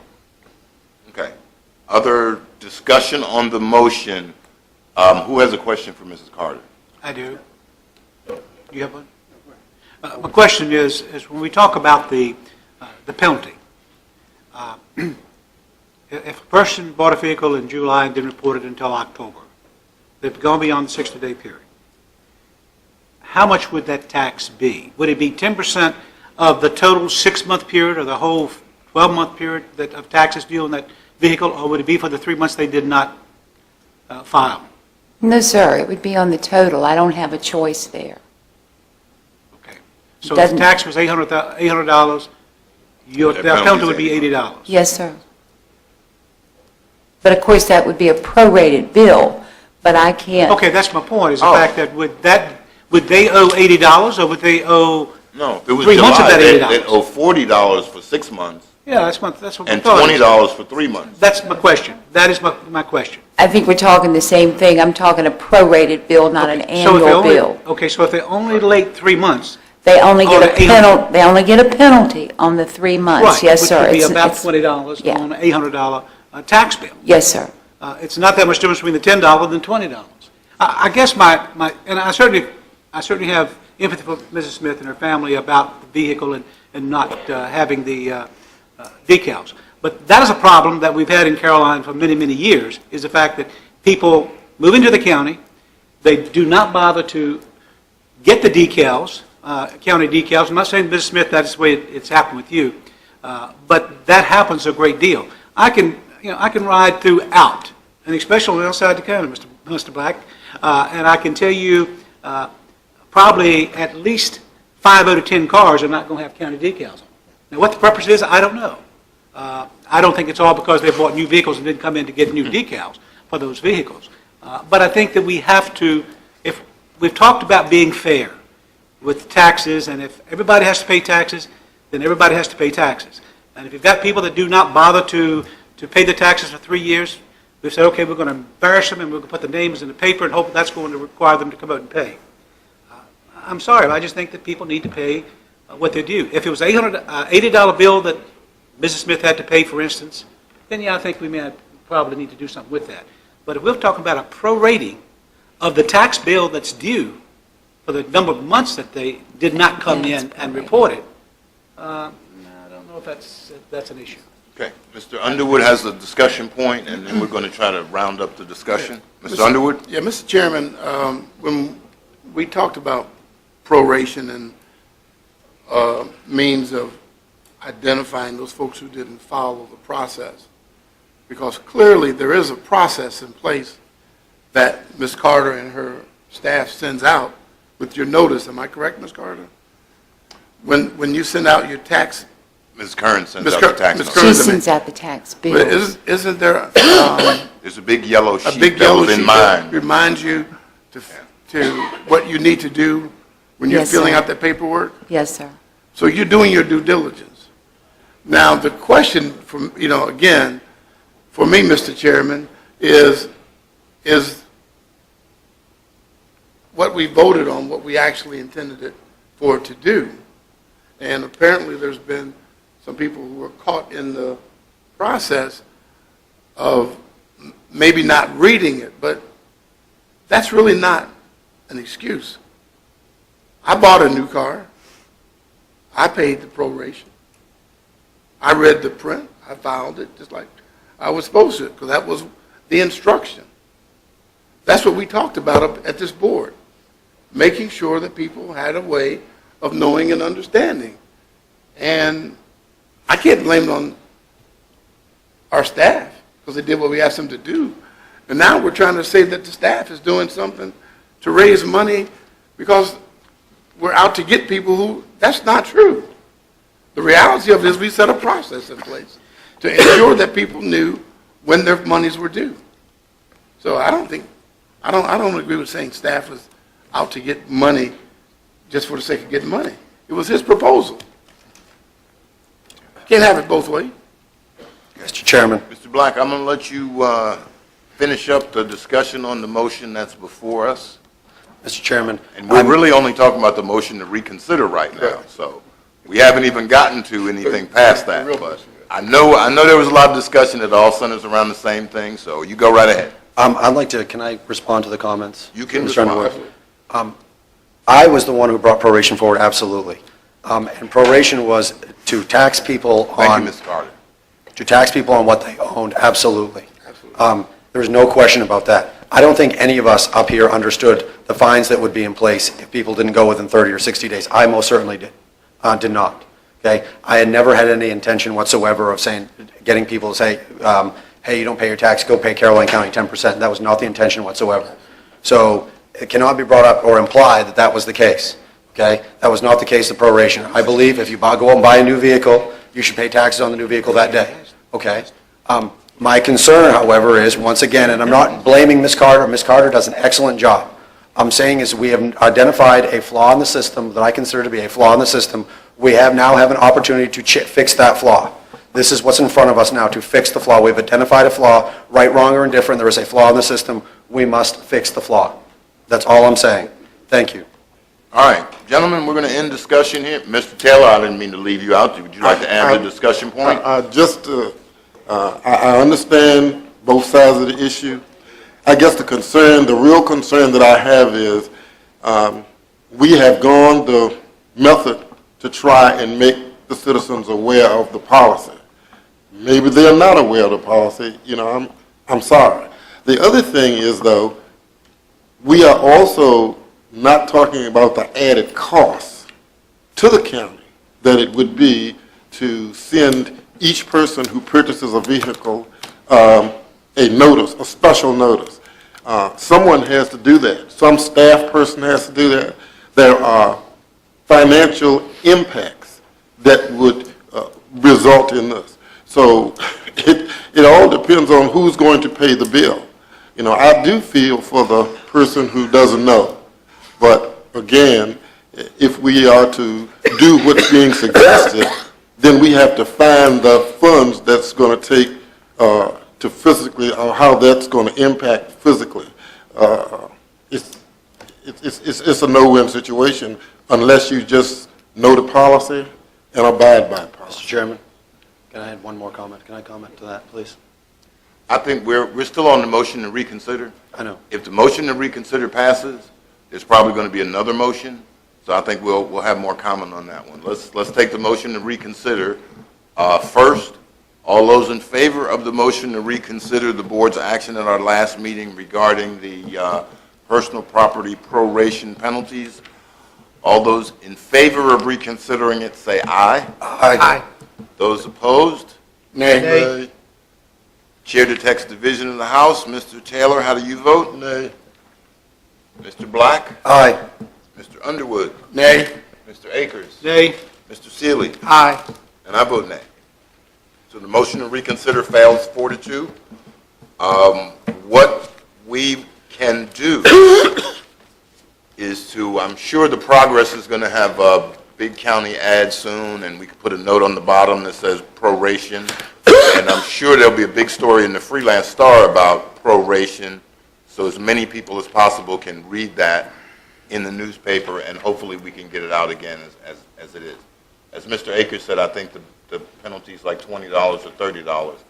I would also like, Mr. Black, if you would like to pursue this more, I would like you to propose that the board modify its current ordinance to include a maximum fine, if that was something the board wishes to do. Now, we'd have to do that through an ordinance, which we would have to have a public hearing, but there's a process.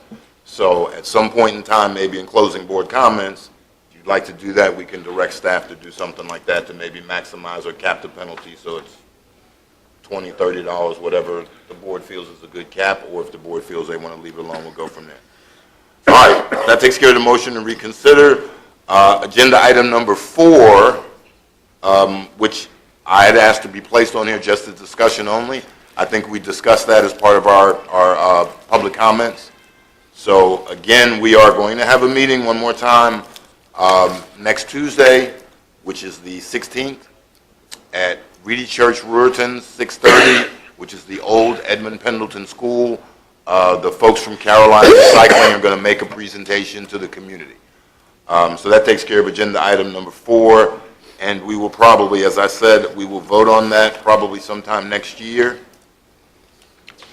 And that is only the solid waste amendment plan, which can be changed at any point in time. Mr. Chairman. Yes, Mr. Underwood. Concerning the meeting at the Ruritan, I would like for us to consider pushing that meeting back about solid waste, to give me an opportunity to hold 2 or 3 meetings in Reedy Church as well, before we even discuss that further. Vote on the text amendment? Yeah. Oh, sure. Okay. Sure. That was just an estimation. I know there's going to be quite a bit of work. I'm not sure if there'll be other district meetings. I don't know if you talked about it at yours in November. I did not. Okay. So I'm sure there'll be more district meetings, and we'll see and make sure we get more citizen input. All righty. Agenda item number 5 is going to be a discussion of the capital improvements program. And Mr. Fincham has that agenda item. And as the board may or may not be aware of, the Planning Commission right now has the capital improvements program. They're going through it. It has not gone to Mr. Cully yet. I'd asked Mr. Fincham if we could get this a little bit early, just so we could see. It's my Christmas present to everybody, so we can see how much the staff wants to spend in terms of their identified needs. So, Mr. Fincham? Mr. Chairman, you have in your packets a summary of the planning of the departmental and agency requests for their capital improvements programs for the next 5 years. At this point in time, what we have done is gathered the CIP requests and put them in a spreadsheet form so that everybody, we basically have all the department's requests on a fiscal year basis. This request will not, actually, we don't even start discussing this with the Planning Commission until their January work session. So we spend the next month fine-tuning these requests. Some requests which are shown in the CIP in reality do not meet the CIP thresholds for inclusion and will end up being as part in an O&M budget or something like that. So we're going through the process now of vetting all the requests that were submitted to us to come up with a final draft CIP document.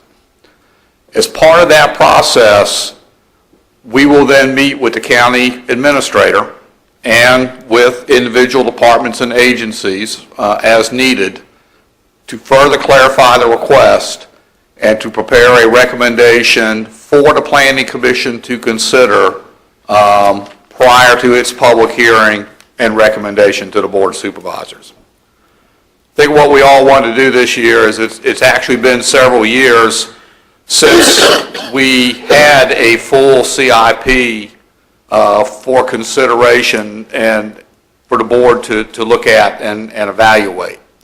So I think the idea was to get ahead of the curve a little bit so that the board could see all of the requests out there as the departments go through their budget process with county administration and the CIP process with county administration and the Planning Commission. So that's really where we're at right now. This is a summary document of all the applications that have been received, and they will be further vetted over the course of the next 4 to 5 weeks with the county administrator prior to us taking this to the Planning Commission. And really, my real purpose was as we start, January usually starts the budget process. I wanted us to see what was out there. Major Mosier in public comments mentioned sheriff's cars. You'll see there's $1.5 million in the CIP for sheriff's cars, and that's spread over several years. But there are things like that. It's a 5-year plan. I think there was $7 million for fire and rescue, $26 million for public works, and these are just round numbers. And I thought it was $20-some million for schools. Oh, no, school board request is like $7 million. That's school buses and things. Doesn't include any buildings. I guess we've got the buildings at least allocated, not done, but at least allocated. Just to get us an idea. Really no comments. It was just for informational purposes. Comments. Do you have any comments? I was looking at a public safety building here. $15 million? What is that about? I think that was the sheriff's request. What's the building, Mr. Major Moser? What are you planning to build with the $15 million for a public safety building? We didn't pay $15 million, some of the schools were built. I understand. Well, I'm not privy to those plans. I know that I just think it's sad. it is a public safety building to include all public safety, I think. It's not just Well, that's sheriff's what it office. says here, public safety building. It Yeah, I doesn't think say it- public safety I buildings. think it would be a joint effort between the fire and rescue, public safety building, and the sheriff's office, public safety building. I'm not 100% positive I hope on that. somebody go through these numbers, make sure they're. Well, they are, and again, Mr. Akers, this is the first, we're actually looking at the raw data. A lot of times we just get the filtered data, which is after Mr. Cully's looked at it. So this is just the raw data based on their request, just to get an idea of what people think they need. Mr. Akers, by the time that we can approve that, it may be 15 million in 20, 25, 30 years. So, you know, we just want to put it out there that that is something for modern law enforcement that we were looking for in the future, probably in the extended future. Okay, and it's, again, just to get an idea of where we are and what we're going through. Mr. Chairman, could I ask a question? Mr. Taylor, you may ask a question. And this is a small amount, but I was looking at the school board request, and they have $38,000 for school board office renovation. Did they already? I thought they did that when they moved into the old Bowling Green. Do you know about that? I believe your information is correct, Mr. Taylor. And I have not been given any information as to where their funds came from when they made whatever renovations they did. I was just asking. I thought that had already been done.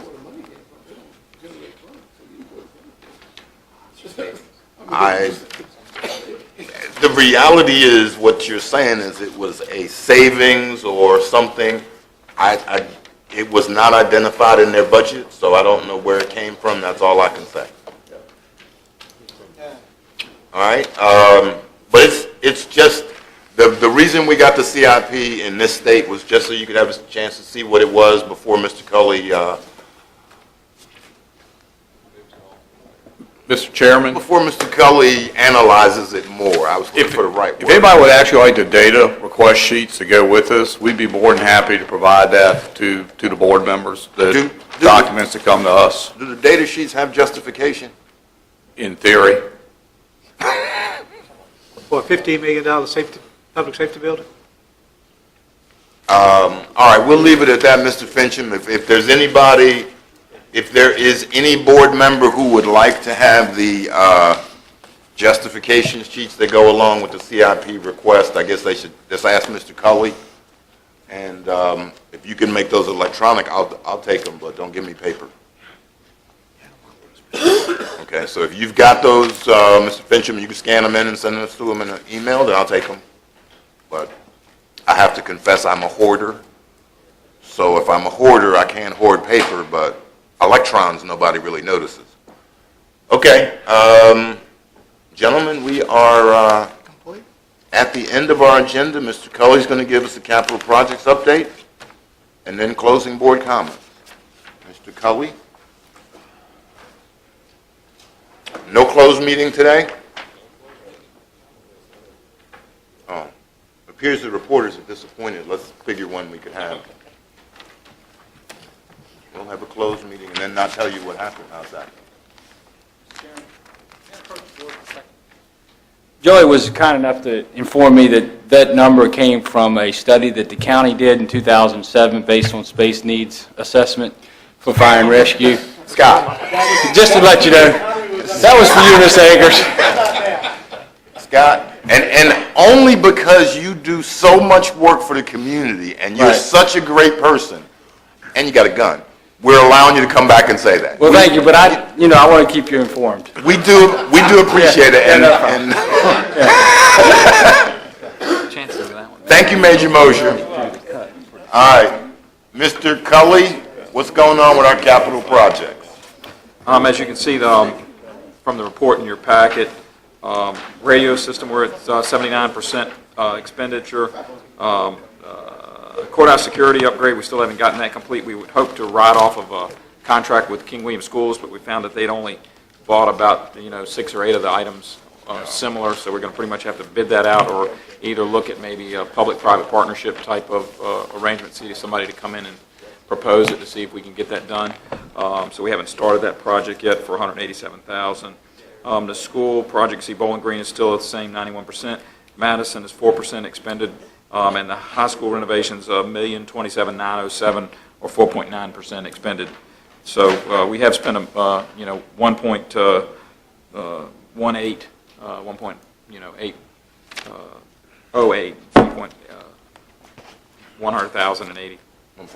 Yeah, I'm trying to get the number out. Of that 25 that we borrowed for the schools. The rest of those projects pretty much are complete down at the bottom. We have just a very little bit left, punch list items on the wastewater treatment plant, obviously the water treatment wells, those type of things, Caroline Pines water line, almost all those projects are done. Most of those projects are done.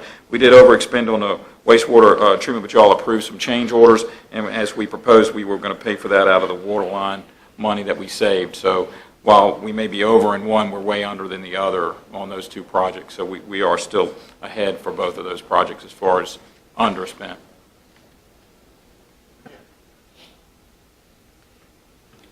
Board calendar, we went over this last week. The most important thing is the 13th at 2 o'clock for the courthouse ceremony and the Luther Morris portrait.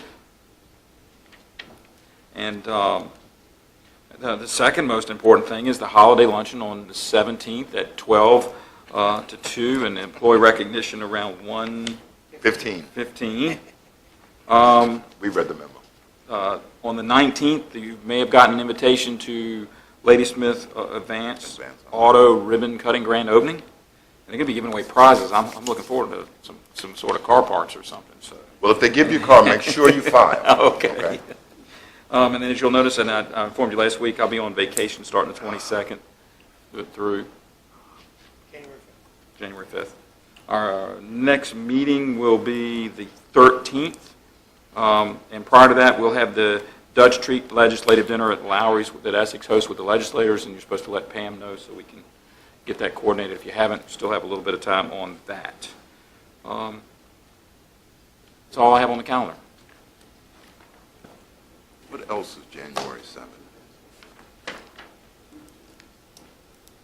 Something else is January 7th. I just looked at it. Mr. Taylor, do you have any closing board comments?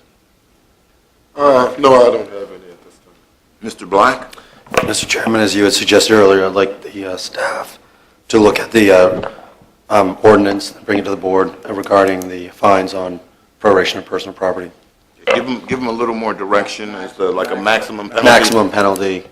Maximum penalty of, can we discuss that in front of the board, or do we need to say it now? Just leave it blank. We'll come back to the Yeah, right, okay, thank you. That's it. Mr. Underwood? Yeah, Mr. Chairman, I'd like to try to schedule 2 constituency meetings.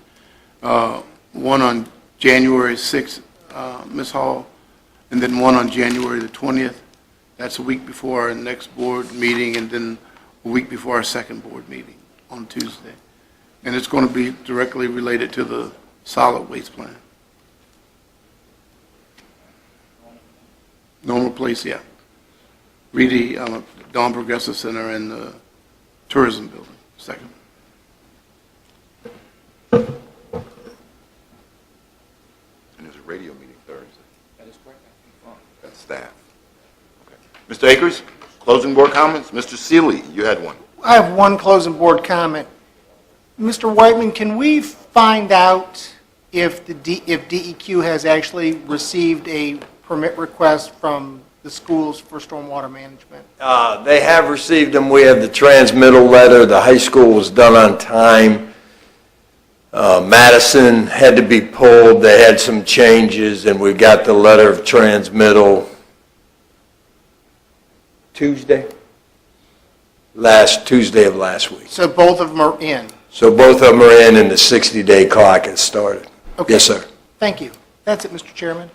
All righty, thank you. A couple of things. You mentioned January 7th. January 7th is the 2-on-2, I guess our last 2-on-2 school board and board of supervisors will be meeting there.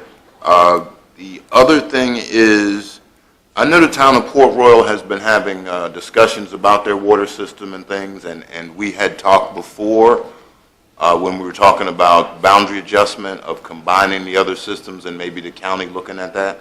And I was just wondering if the board would allow staff to at least look at that to give them another option. Because as is, their options are continue what they're doing and possibly not have enough money to make changes or improvements, or sell their water system to Aqua. And I think giving them another option of maybe the county getting involved some sort of way, if we discuss it more on a staff level, might not be a bad idea, if that's okay with the staff, with the board.